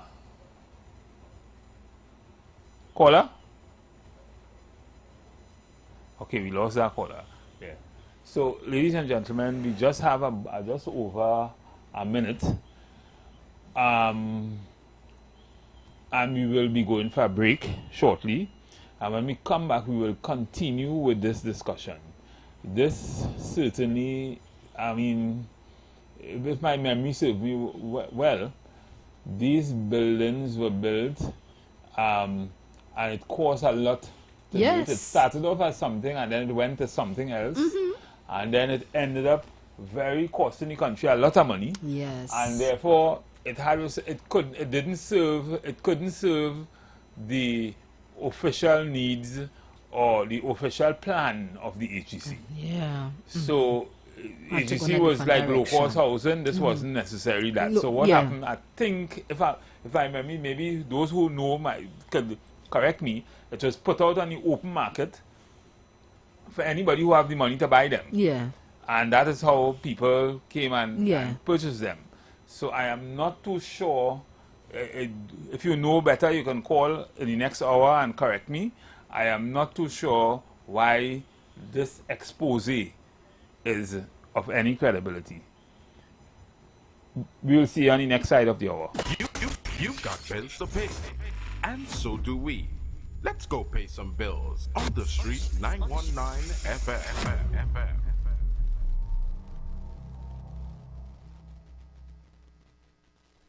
Nature's Touch Massage Therapy and Nutrition and Nature's Touch Youth Health Caravan invites you to join us live on the Street 919 FM every second and fourth Friday morning from 10 a.m. to 11 a.m. We are located at number 3, 7th Avenue North via the Eastern Main Road, Barataria. For further information, please call or WhatsApp the numbers 3988282 or our office numbers 241-7568 and 310-8671. Remember, at Nature's Touch, your health is our responsibility. Playway Parang Payday is the order to win more money for your dollar. The Playway Parang Payday draw is the way to win more money for Christmas. If a white ball calls, it's removed from the machine. And when the Parang ball calls, you win 28-1 on the base. Plus bigger mega mix payouts. Players must be 18 years and over. Please play responsibly. Bigger payouts with Playway. There's some advice when you hear it, you know one time is good advice. My granny tell me a hot cup of good and natural ginger tea first thing in the morning does wonders for the body. Good and natural ginger tea in its single-sized packets is excellent for flavoring your cooking, salads and desserts. But what was news for me is when my granny say a hot cup of good and natural ginger tea helps with nasal congestion and colds, stomach problems, migraine headaches, and it's really good for arthritis in the body. Made from freshly crushed ginger root to get that strong ginger taste and aroma so soothing. Good and natural ginger tea available with or without sugar, so all you need is boiling water to get a cup going. As the old people say, don't take flambeau to see in the night what you could see clear in the day. Good and natural ginger tea. Good advice to start your day right. Hey Richard, you know I have been saving every month so that I could set up a fund for the grandkids. But I would really like a place where the money is actually making dollars and cents to me. Boy, TBLA has a proven track record of high returns. I actually trust them with my family's future. My father saved there, and now I save in there. My future is secure. Invest where you and your family's money would be safe. I want quality and security. Visit TBLA and find out which investment is right for you. For more info, visit tblamortgages.com. TBLA, a secure home to invest. The Gap Man Limited specializes in products that cater to all your health needs. The Male Enhancement Package targets the areas of the body that contribute to erectile dysfunction. The Male Enhancement costs $1,400. The Gap pills are priced at 250 pills for $500 and 500 pills for just $900. For the best in eye care, get the super combination of a Super Bright and the Body Healer. To improve the heart's function and circulation, get the Gap pills and Formula C. To get a total body cleanse daily, use the Gap Body Healer and Big C, all for a super low price of $1,300. To order your products from the Gap Man Limited, call 628-4531 for products that cater to all your health needs. For more info, contact 476-7268.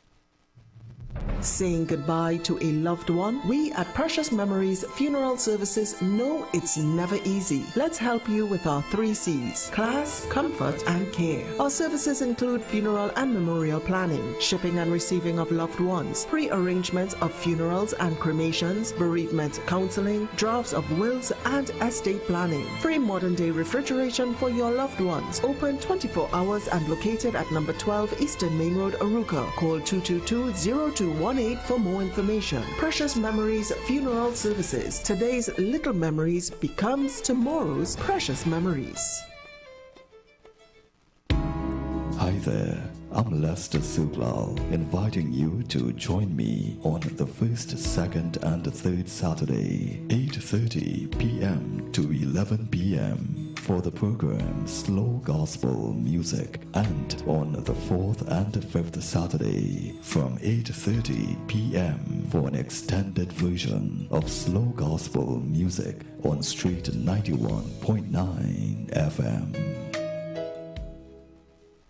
The Embassy Yacht is back and ready to transform your events into unforgettable experiences. Launched from King's Wharf, San Fernando, the perfect starting point for an epic experience of luxury, music, and celebration on the open water. By booking our vessel, your event will include a house DJ, state-of-the-art sound system, fully stocked bar, dedicated cleaning crew, top-notch security. This isn't just a venue, it's a floating masterpiece designed to make your event the talk of the town. Imagine your guests dancing under the stars, drinks in hand, with breathtaking views of the coastline as your backdrop. From birthdays to corporate events to exclusive parties, the Embassy Yacht offers promoters a unique platform to create unforgettable memories and boost your brand's reputation. Call or WhatsApp 399-5959 or email embassycruises@gmail.com. It's the most wonderful time of the year. Merry Christmas. Starting November 1st, we kick off the Parang and Christmas season right here. Ready to hear your song? Email us your request at street919music@gmail.com with your contact number, and you will get to shout out your music on the air.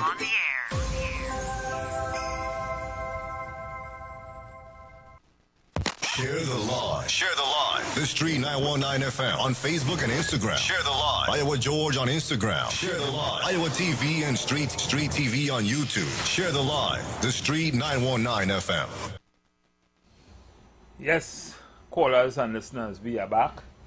You are listening to the third umpire, and usually I like to say that this program is coined using a cricket analogy, a metaphor I should say.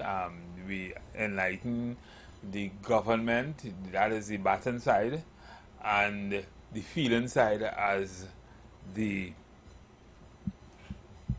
opposition. And therefore, we look at their progress, both of them, both sides, and we try to analyze the things that are in the news in relation to both sides and see how they're batting. So if, depending on the issue, we can safely say that the batting side, that is the government, is putting runs on the board, and vice versa. Let's take this call. First call on the last hour. Good evening. Pleasant good evening. As I'm here listening to the whole conversation, and I'm feeling so disappointed. Anil Roberts, he is a person who have a double personality, and like the two of them, they be fighting one another. He don't know if to go left or right or left. So he does just open him out, and wherever come out. Because when he say doubles and coffee, what that mean? That had to have a meaning behind it. But what is the meaning? What do you mean by that? No, I hear you saying there's a UNC, so wherever the Prime Minister says she right and she could do her wherever. No call, I didn't say that. I didn't say that at all. If you are saying that, then you haven't been listening to me. The thing is with Anil Roberts, it has people who live here and go America and make children, so them children is not American. It has people live America and come here and make children, so them is not Trinidadian. Well, that's what others do. A lot of people do that. Now, Gonzalez come here and he make children, so them is not Trinidadian. Now, let me get back to you. You say he's a UNC. You say he's a UNC follower. Now, to my knowledge, what is a gang? A gang is a number of criminals coming together to commit crime. And when I look at the whole of the UNC, everybody has something hanging over them. I wonder if you have something hanging over you too. Well, probably. Maybe you should check. I think so, because anyway, I don't know why the commissioner of police didn't investigate the whole of the UNC party. Because how you go, you have 7, 6, 25, 4, all kind of thing. I know you jump out and say you is Camland number 2. So then know that your gang is number 2. Well, okay. Well, I have to investigate you. I mean, what 3/4 of them have thing hanging over them. You have Munilal, Pararat, David Lee, a whole set of them have thing hanging over them. So it is really going on. And then they come and say, oh, stop the music too loud. When the music too loud, that's the whole thing about it. Because he was talking about, Mr. Hocketa was talking about set long time. But it didn't used to have the loud speaker that they have now. Because you could stay from my look out upon the lady And here everything going on plain in the savannah. And look at the distance. But in the 70s and early 80s, you couldn't find that. You could have it in Paragon, in Portuguese, in Chinese Association, all them car parking town used to have it. And everybody used to have it, nobody complaining. But now, you're staying on by the lady, on the lookout. And you hear everything going on plain in the savannah. That's how loud they had them speakers and them. So that is what they need to cut down on. The noise. That is what they need to cut down on. Thank you very much for your time. Yeah, caller, thank you. Thank you for calling. Listening to this caller reminds me of how far I have come and how tolerant, how tolerant I have been, you know. But, you know, the thing is, one of the things I do not engage in is groupthink. I don't engage in groupthink. Not because I support you. Yeah, that you will agree with everything blindly. Yes. Yeah. And that is the problem with politicians, especially PNM. They believe that if you're supporting them, you mustn't say anything that may come across as adverse. And that is a lack of growth. If you don't want people to challenge your thinking, then you don't want growth. Yeah, exactly. Then you don't want critical thinking. Correct. You don't want people, sensible people you want around robots. you, which is why they have so many thieves around them, the PNM. Just like the UNC. But, you know, the thing is, the PNM are no different. Or probably worse, they created it. Good evening, caller. Yeah, Mr. I think people have to be respectful and things, you know. And I don't know. I really don't know. I don't want to make too much stuff. People have to show respect to others, you know. I listen to some aspect of what Mr. Roberts might have said or would have said, and I think it's something that they need to deal with. But I think there's more to it. I think it's a running battle with respect to CARICOM and Venezuela situation and Trump and all that kind of thing. That kind of geopolitics that, you know, the country has been absorbed in for some time. And I don't know, I'm just saying that I perceive, or in fact, that we believe that the leader is under pressure, and the pressure is coming from the two top notch in the Caribbean, which is Gonzales and the one in Barbados. And, you know, and then added to that, you have the question of, as Simona might have said earlier on, that he has something over his head. I don't know what is over his head. And he may be under some strain, some stress. But I agree that sometimes, you know, you need to be careful what you say, how you say it, when you say it, and where you say it. So I think you need to take stuff. Sometimes you definitely need to temper your thoughts and your communication and that kind of thing. And it's something I've learned over the years. I'm not very good at it all the time. Sometimes you could really write them off.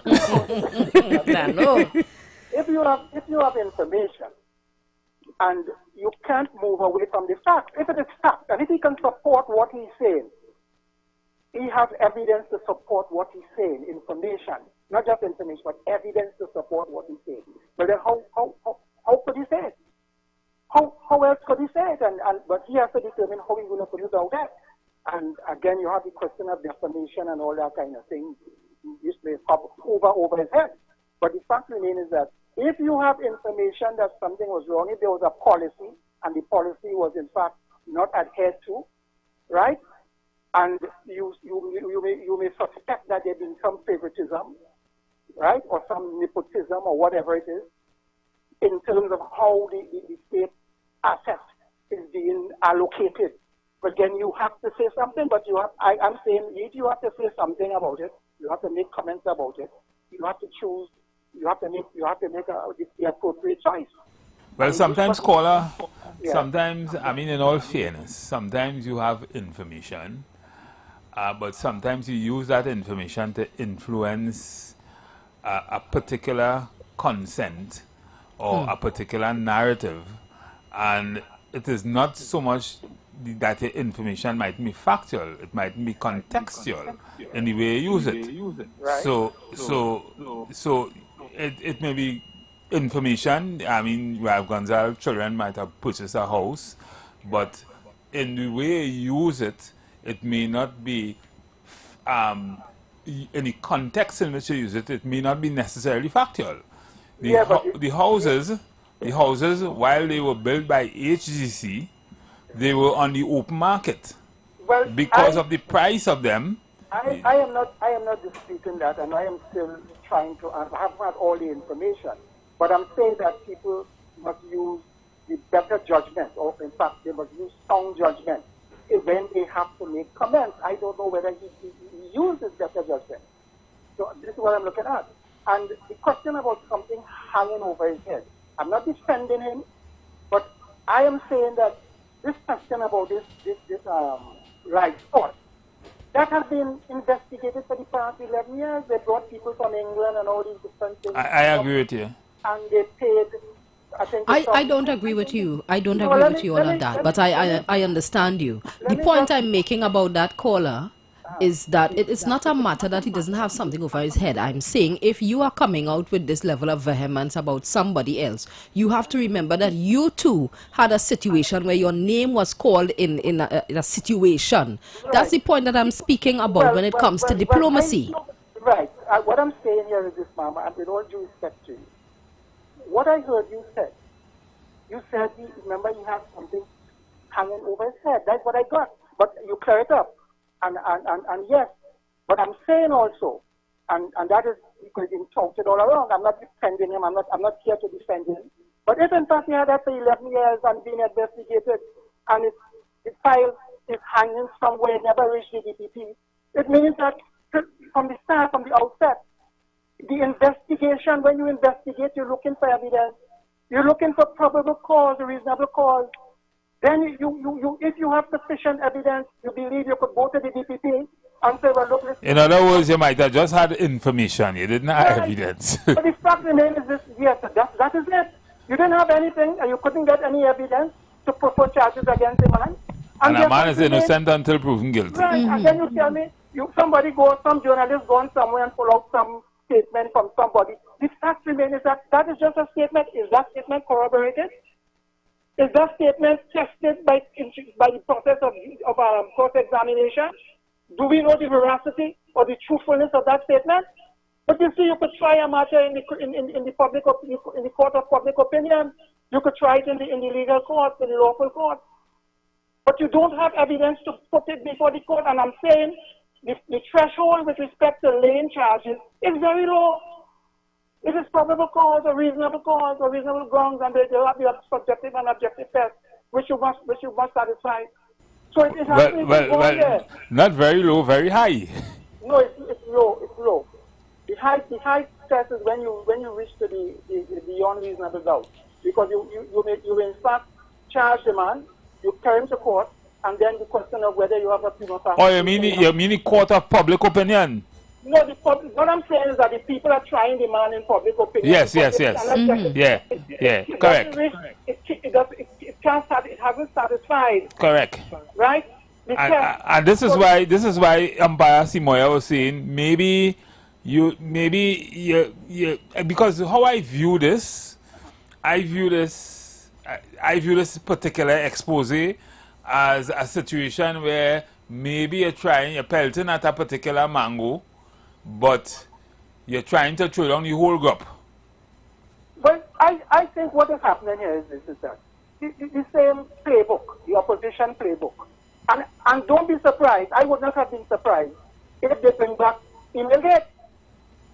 That is the playbook. They know that thing ain't going no way. They have no evidence to charge nobody. So the fact remains you play it in the mind. But no crime might have been committed anyway. But this is it. That's what I'm saying. So the fact, because that is why the thing is cast aside, nobody business, because they brought people from England. Remember the matter that the civil matter that went before the court with respect to this, the people who because you know we had one of our umpires who haven't been with us for a while. He always say that for a minister to commit crime, a couple public servants had to commit that crime. Yeah, because they have the permanent secretary. Right? You So a minister don't spend money, a minister don't make decisions. That is the accounting officer who's the permanent PS and that kind of thing. Yes, but you see, the thing about it is that they know the population that they're dealing with. We're not that bright, you know, we're not that smart, and they could play with your mind. The fact remains is that there's no evidence. People can't tell. You remember the case with Rahim, Justice Rahim? When he dealt with the personalized sport with those directors? You were here when they discussed that. The matter went before the High Court threw it off because they said they didn't have any evidence. But that is the politics, and that is what he apparently hitting back up. And this is where I have a problem. Because I think we should move away from the politics now. I mean, election done. First thing, election done. And I mean, Gonzales have elections. But elections for us done, we should, you know, buckle down to running the country. We have a lot of things to discuss.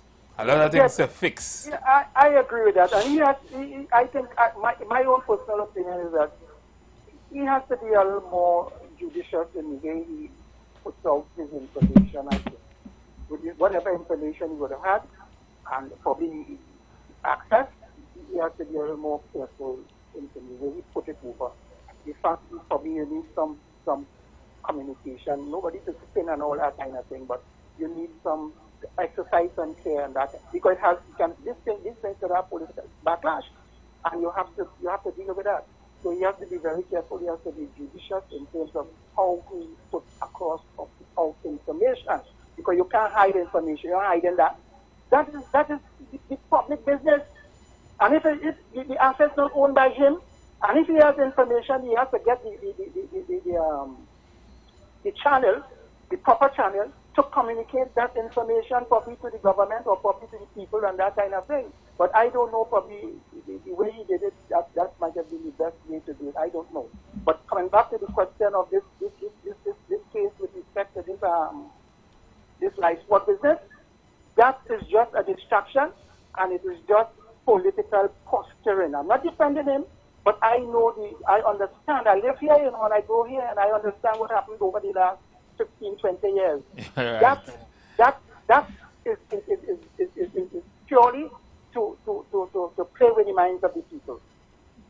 I got because you. There's nothing in it. Got you. Thank you, caller. Thank Yes. Good evening, caller. Good evening. Yes. I don't believe that at all. Because I think the permanent secretary was angry on that. Yes. And one of his arguments before is that the evidence was found wasn't laid before he, and also I think Anna Roberts. Oh no, the Prime Minister come in Parliament and read the matter that was in the court, and by she doing that, the judge said, well, they had to go and come back with the evidence, but the Prime Minister just read the evidence in court. That is what happened. Levido get away, Anna Roberts didn't get away. Anna Roberts was able to walk free because of the actions of the Prime Minister. What she did in the Parliament is what have Anna Roberts also. Because I can remember the same lady that Marcus Sand was talking about. What's her name again? Oh God, you know his name. Jack Warner is the man who put that lady on a plane and sent her away. Well, she even get picked up for chocolate in America. Her security guard, because she was in charge of the life sport. She was one of the women that could listen to what the article says. What she had was to do in order for live sport money to continue to go. Jack Warner, they gave her a security guard because she was crying for her life. You know what happened to her security guard? The man lied down in bed and a gun to the window and shoot he lied down in bed. When that happened to him, Jack Warner put her on a plane. What was the lady name? Youth Marchers. And put Miss Ruth Marchand on a plane. Jack Warner did that under the People's Partnership to save Ruth Marchand life. What are you telling me? The same people who said innocent until proven guilty was the same people was telling me The airport inquiry was a fake. That was a PNN hoax. Between 2010 and 2015, when the matter come up in court, them collect the money quiet from that same thing. And nothing else. Look, just recently, something that was a PNN hoax, that wasn't true. I just get nearly $1 billion from a man who had to declare all the assets for the state to come and start the city money. So come on, people. You cannot point that level of allegation because the only thing they've been singing in my entire lifetime growing up is O'Halloran and Privat. And I had to tell them. And now, caller, you don't know what's going on. I don't know what. You don't know what's going on. The racing company. Listen, could tell me all of that. You don't know what's going on. But that was under the you see, in the last 10 years, plenty corruption went down. I could tell you that. I could tell you that because I'm investigating some of them right now. Well, if that is the case, because one of the corruption is that the former Minister of Finance pick up 2.6 or 3.6 billion and go away. Actually, all of that was said. I'm just telling you, don't talk so fast. Corruption went down in the last 10 years. You could say that. I don't know that. So if you know that, I would like. That's what I'm saying. But you notice I ain't saying nothing. I ain't saying nothing. I can't say anything. All right. Just the same way. And the robots come out and show this thing about and people mistake is low income houses. That thing was costing 200 and something million. Already finished build under Mr. Manning. Up comes the People's Partnership, and when they don't get it, a 600 and something million with swimming pool. Raise the value of one of those properties. And what they also did with as a low income person to guys the houses, the income had also be levied to 10,000 or 15,000. They get it up to 35,000 in order to accumulate, in order to facilitate what they were doing then. Come on, will you come on, people. All right, caller. Enjoy your evening, yeah, sir. Enjoy your evening. Thank you for calling. Yeah. Let me take this caller. Caller, good evening. Mr. Matheson, good afternoon. Simoya. Good afternoon. And to your listeners. Well, firstly, Bataria take 1 point for reminding the UNC fanatics that Mr. Arnold Roberts would have gotten off of his case on technicalities and not merit. Because the same present government would have said that Vibes Carter got off on his case on technicality and not merit, right? And use that to come to whatever conclusion they came to. Now, let me deal with this Mr. Arnold Roberts, Mr. Room 201, Tuple, who couldn't recognize his own self in video or hearing his voice on audio, right? This new thing that you're doing with taxpayers' money, Mr. Arnold Roberts, and telling Mr. Gonzalez to bring it only to fit the bill, right, is the taxpayers of this country would have to fit the bill for your actions. And once again, it is a time where citizens need to recognize what continues to be done by persons who are handsomely paid and enjoy perks courtesy the state and taxpayers, right? He ought to know and probably well know that when the previous UNC came into power, they went into AGC, and however it was done, the project increased by over $400 million, which was way above what the mandate of AGC really is about, right? So in that regard, when they lost, Dr. Rowley and them came back and put these houses on the open market.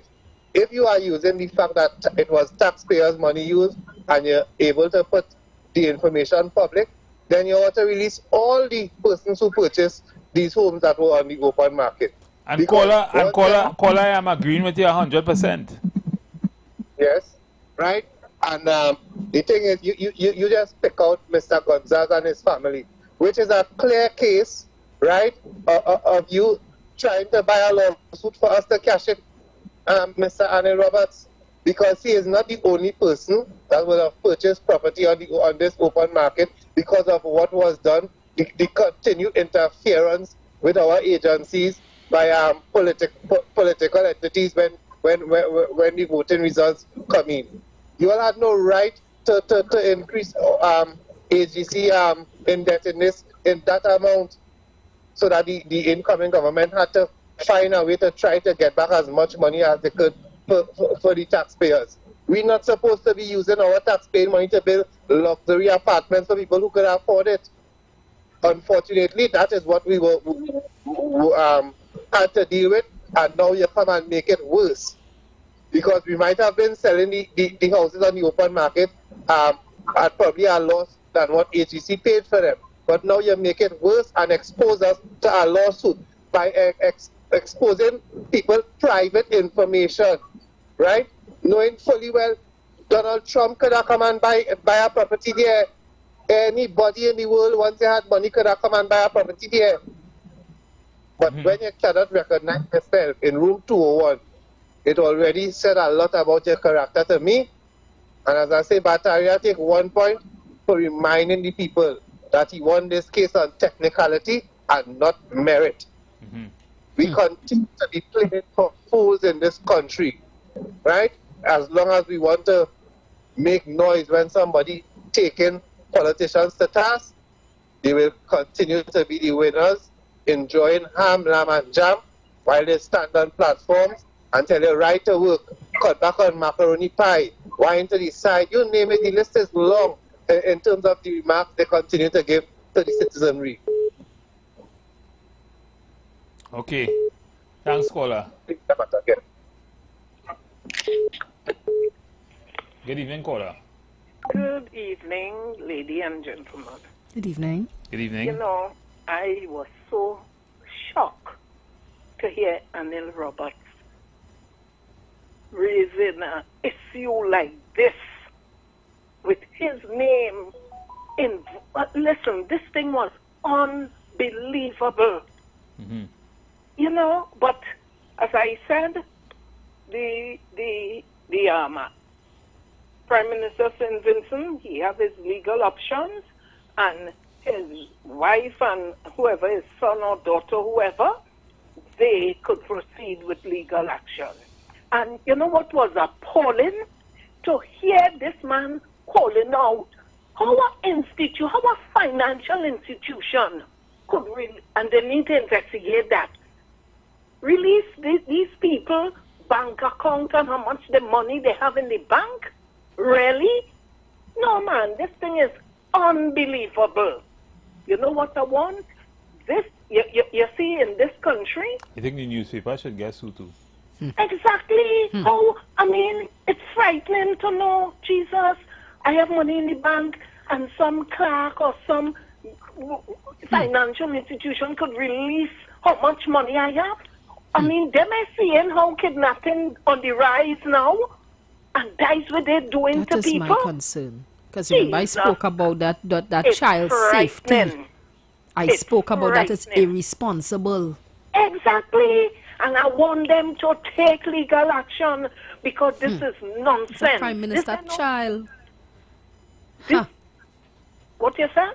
I said that's a Prime Minister's child, a sitting Prime Minister's child. And as far as I know, I never forget, we applied to HDC, my husband and I, waiting to see if we could get. Next thing we hear, when UNC take over, they go in, they turn around, 2-bedroom, they make it 1, they make 3-bedroom 2, and the price went up.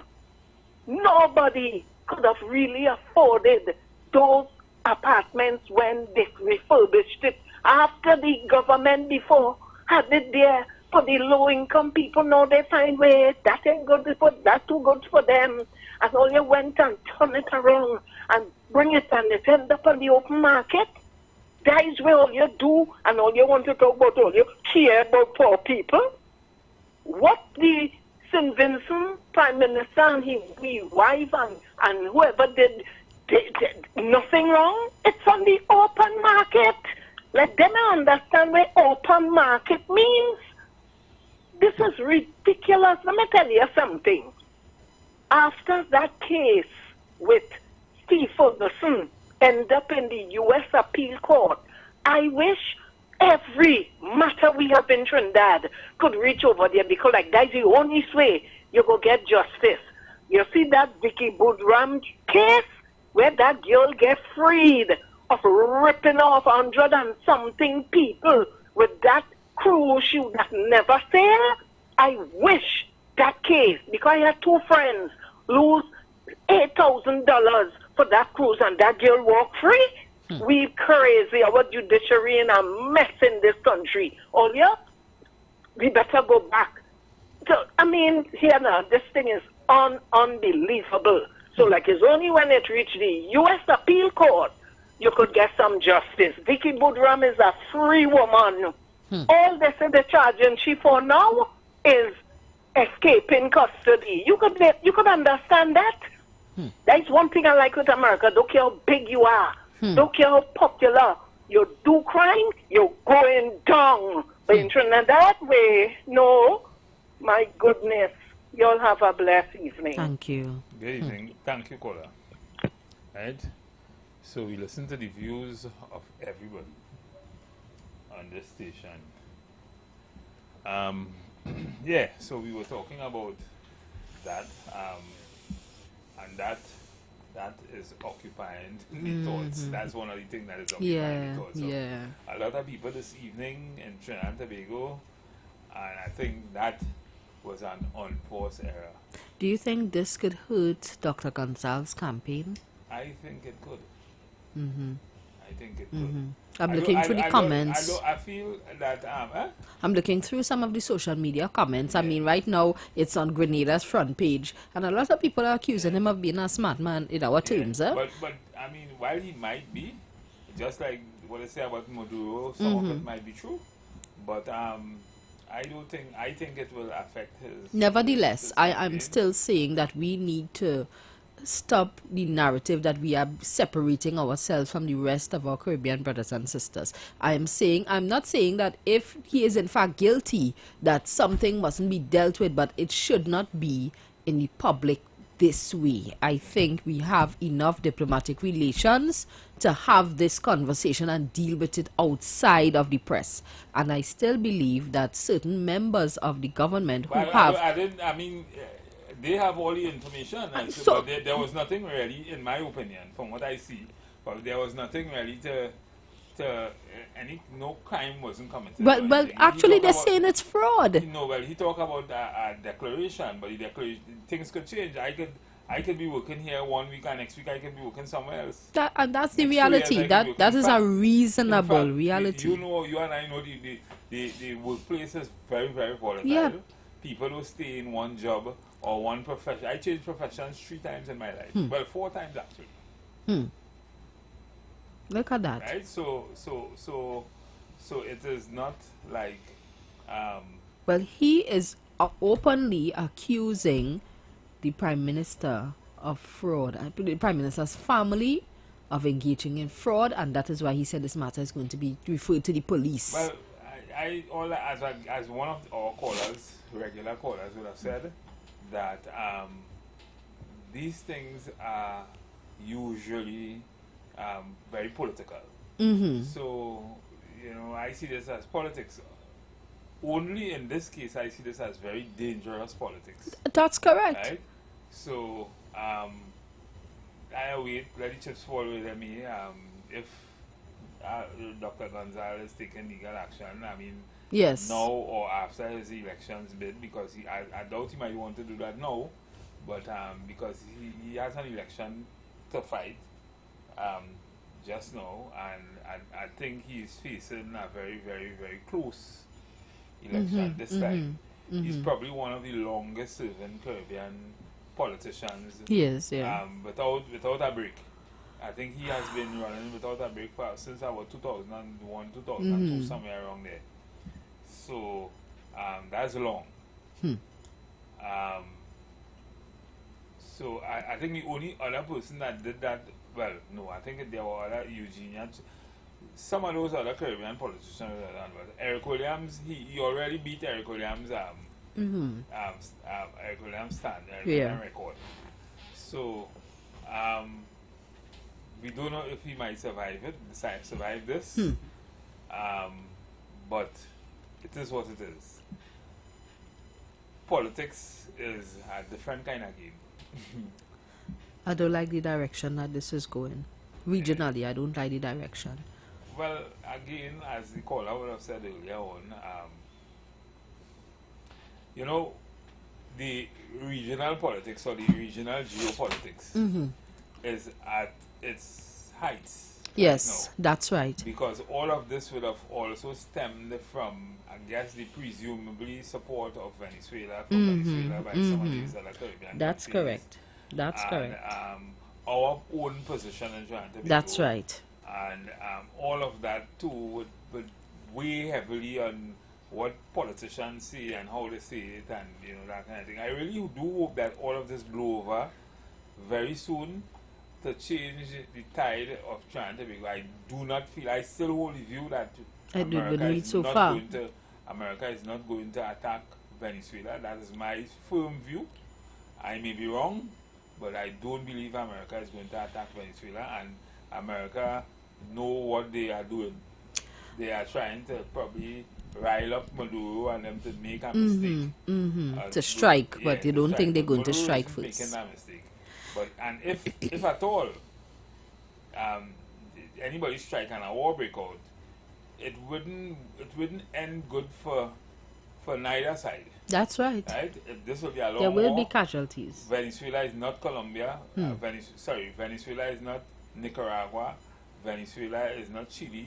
Venezuela is not plenty of the other places. Venezuela is a big place, and they do have a military. That's right. And while they may be decimated by American power, they will cause a lot of damage to American boats out there because they have the weapons. That's right, and they're not afraid to use it. To be able to do so. Well, I am now seeing where HTC's Facebook page announced another open house at Victoria Keys. So for those who are bawling about this situation and you do believe that you are entitled to HTC house, then it is available here until on Saturday the 22nd of November 9 to 2, and they say that houses are going from 1 million and up. So if you have the money like that and you believe that Gonzalez and his family should not benefit. Houses there for sale. Of course, there are houses for sale. So put your money up, you know. 1 million, so nine much money. Starting from one. Nine much money. So, well, I mean, if you want a house in the West, Victoria Keys, and you can pay. If your money up like that and you can do it. Yeah, I think you should look to buy one. Let's see.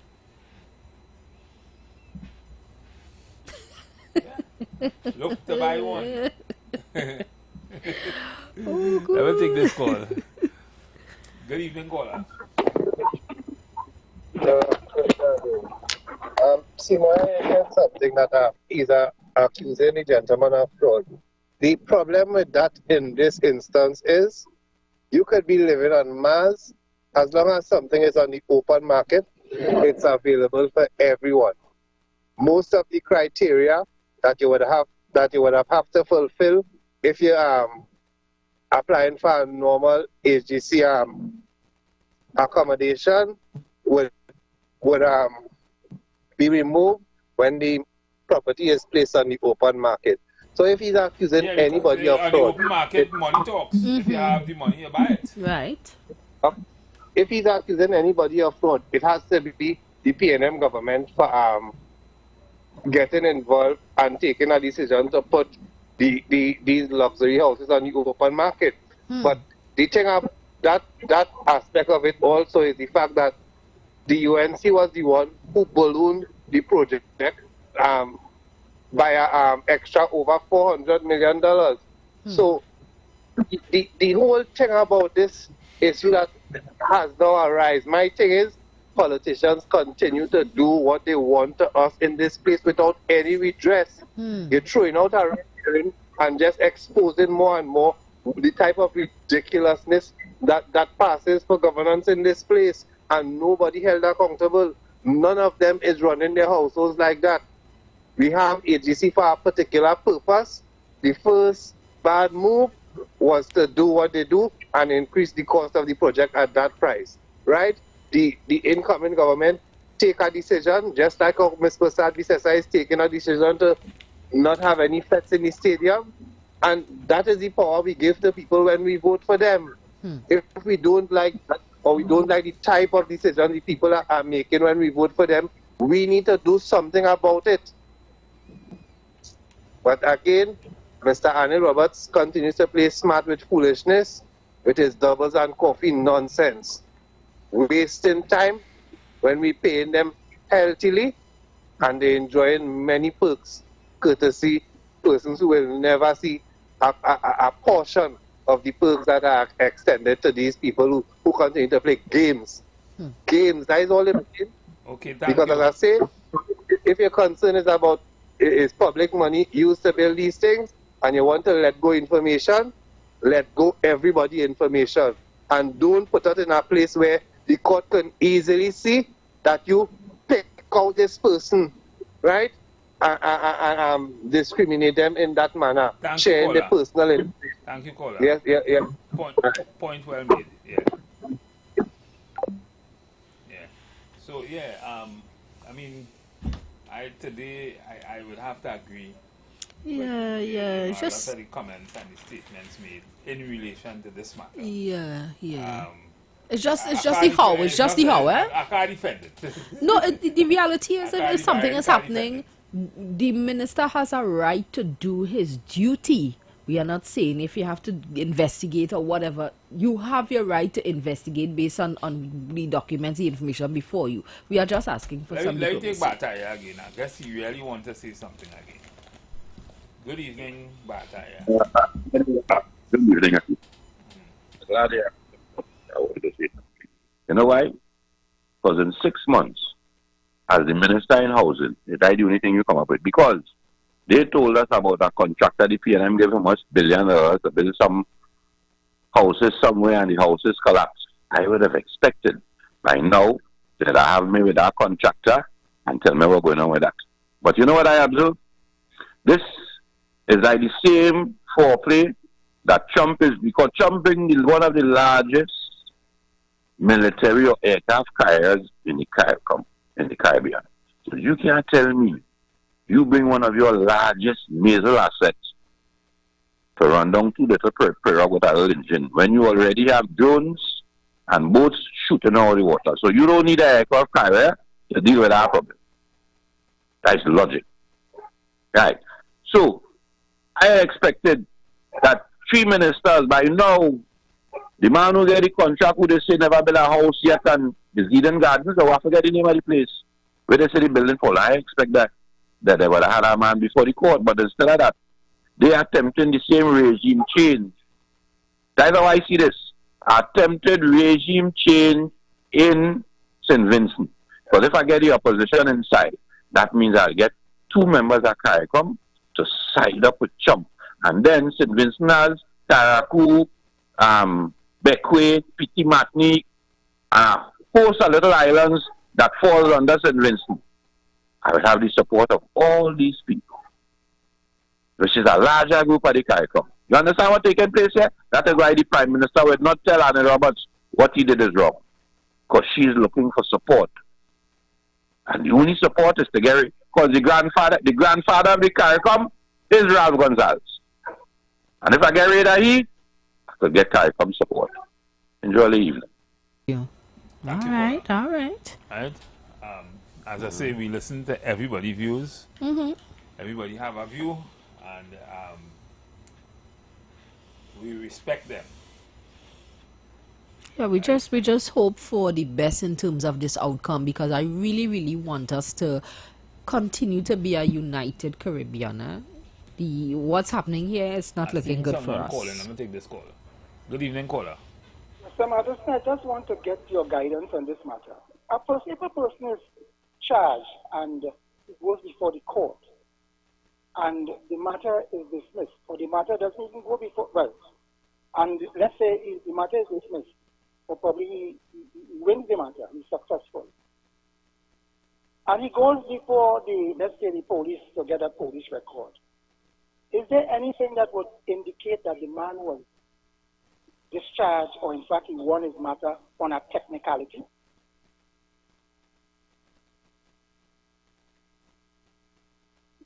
I just seeking your guidance. Sorry. Yeah. Remember, you're correct. Remember, according to the law, and according to the system, the rules-based order system, right? A man is innocent until proven guilty.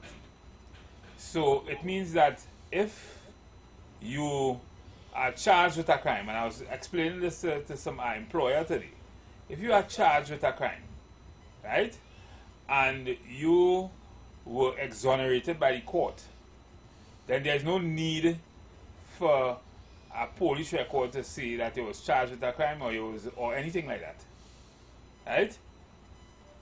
You are exonerated. So whether it was technicality or whatever, you are innocent, right?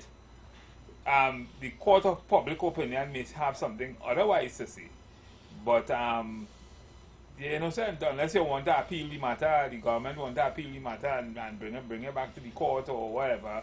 You can't talk about guilty or innocent in that way, right? And that is only fair, right? All the people who talking will want the same thing to happen to them if the situation is if the shoes on their feet. That to answer your question, that I hope that answers your question. Caller?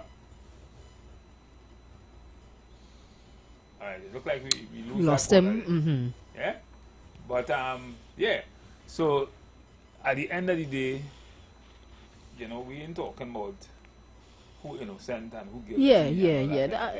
We don't get into that. That is besides the point. I mean, I just find the politics. It can ruin. We don't need to go that way with the politics. Yeah, and it happens all the time. It happens with the other side too. But today we're dealing with the baton side, right? We don't need to go there, right? That is not important. Yeah. Right? Deal with what you can prove, deal with what you have before you, and deal fairly with people. Right? Because there's a lot of things happening. Absolutely. I personally know a lot of things in the last few months. I found out a lot of things. I've seen it black and white, where corruption would have taken place. The country, I know about it yet, but people in government know. Yeah. Right? Corruption. How long are we going to stick on this record though? Because we have a lot of things, a lot of promises were made that, you know, we need to start honoring. So there was a nice plan that was rolled out recently by the government, and you know, it brought forth a sense of hope. Which one? The revitalization. Yeah. That and the doubters, even who doubted not happened today, I had to deal with some of those things, and I'm telling you, a lot of those things that they put on the table will be happening. Good evening, caller. Yeah, Mr. Matheson. I think I got cut off by the internet, right? But I think you were quite right. Because it's something I want to disabuse people's mind to talk about a man come out on a technicality and all this kind of nonsense. They're not in court, they know what the judges, the jury, and them decide or whatever it is.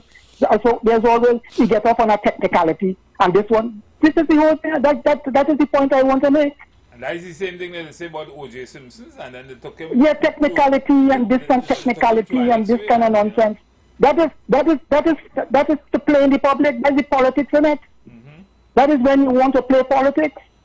Either you're innocent or you're guilty.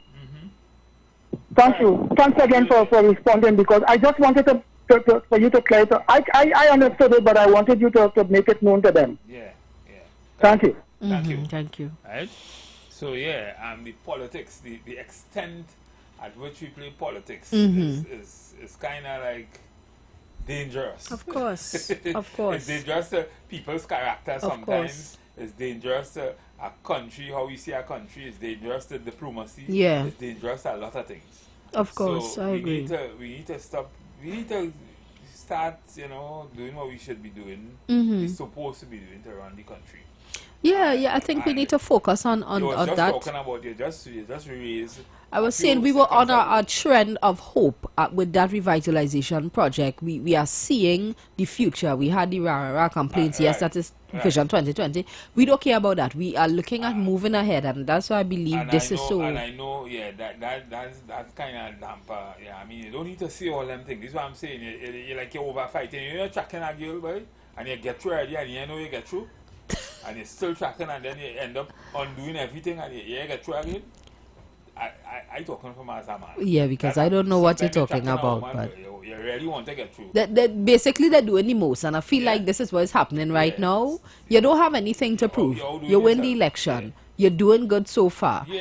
Just temper the people that needs to be tempered a bit. So what I'm saying is that revitalization plan, very good idea. Absolutely. And for those who say that you take PNM ideas and that kind of we don't care about that. You have 10 years to do that. Okay, but the citizens don't have a problem with that. But who idea you take? The fact is they will not do it. Exactly. And I'm saying that from where I sit, I can only talk about from where I sit. That is going to happen. Great. So let's get to the business of that. And I would love to see some people actually getting homes because their houses sitting there watching people every day. Because the government is going to be inviting private investors to own and operate and build and finance and lease. And if you do that, we can achieve all those things. Great. Fadala. Well, then let's put the focus on where it needs to be. So we need to continue to see results. I mean, if you look at what Trump doing all over the world, that's exactly what Trump doing. That's exactly what Trump doing on steroids. I think we just need to remain focused at this point. You have a lot of people who want to invest here. Yeah. Focus on getting the foreign investments to develop us. But there are people who want to invest and have the know-how and the critical infrastructure to be able to do it. Great. And that is where we're going in Trinidad and Tobago. That is how it will happen. And I can almost guarantee that is going to happen because every day we are seeing how it is going to happen. Well, fantastic. I think, as I said, let's keep that direction. I mean, where you do good, we will say. Where you do bad, they will take your licks, and that's how it goes. Because it's a democracy. So, people have a right to say how they feel on these matters. So, but ladies and gentlemen, we are swiftly coming to the end of today's program. We know we would have entertained you with some things. Yeah, make your own bad today. There was something on the plate for both sides. Both Batten and everybody gets something. Everybody got a touch up, right? Today. But that's the nature of the program. The nature of the program is cricket. Sometimes you might get googly. I had my boss ahead, or you might get hilarious and you might be out of the game for a few minutes. That's how it goes. That's the nature of the game. It's cricket. So the other day when they announced the blueprint, we said she bat like Gavaskar in 1972, right? Runs like that, 6 sixes in an over. So some days, not every day you will make 6 sixes. Yeah. Today it didn't bat so good, but that's okay. Moving on. The batting wasn't so good. The bowling, probably, they didn't get no wicket, but they reduced the amount of runs by the batting side. So, ladies and gentlemen, we are coming to the end of the program. Tomorrow, we hope to... Would you be on the program tomorrow, Simoya? Most likely. Right. So, we will have 3 umpires on the program tomorrow. And tomorrow will be just 2 hours, and I'm sure we will have some great ideas and a lot of things to think about overnight. See you tomorrow. So, see you all tomorrow. You've got bills to pay, and so do we. Let's go pay some bills on the street 919 FM.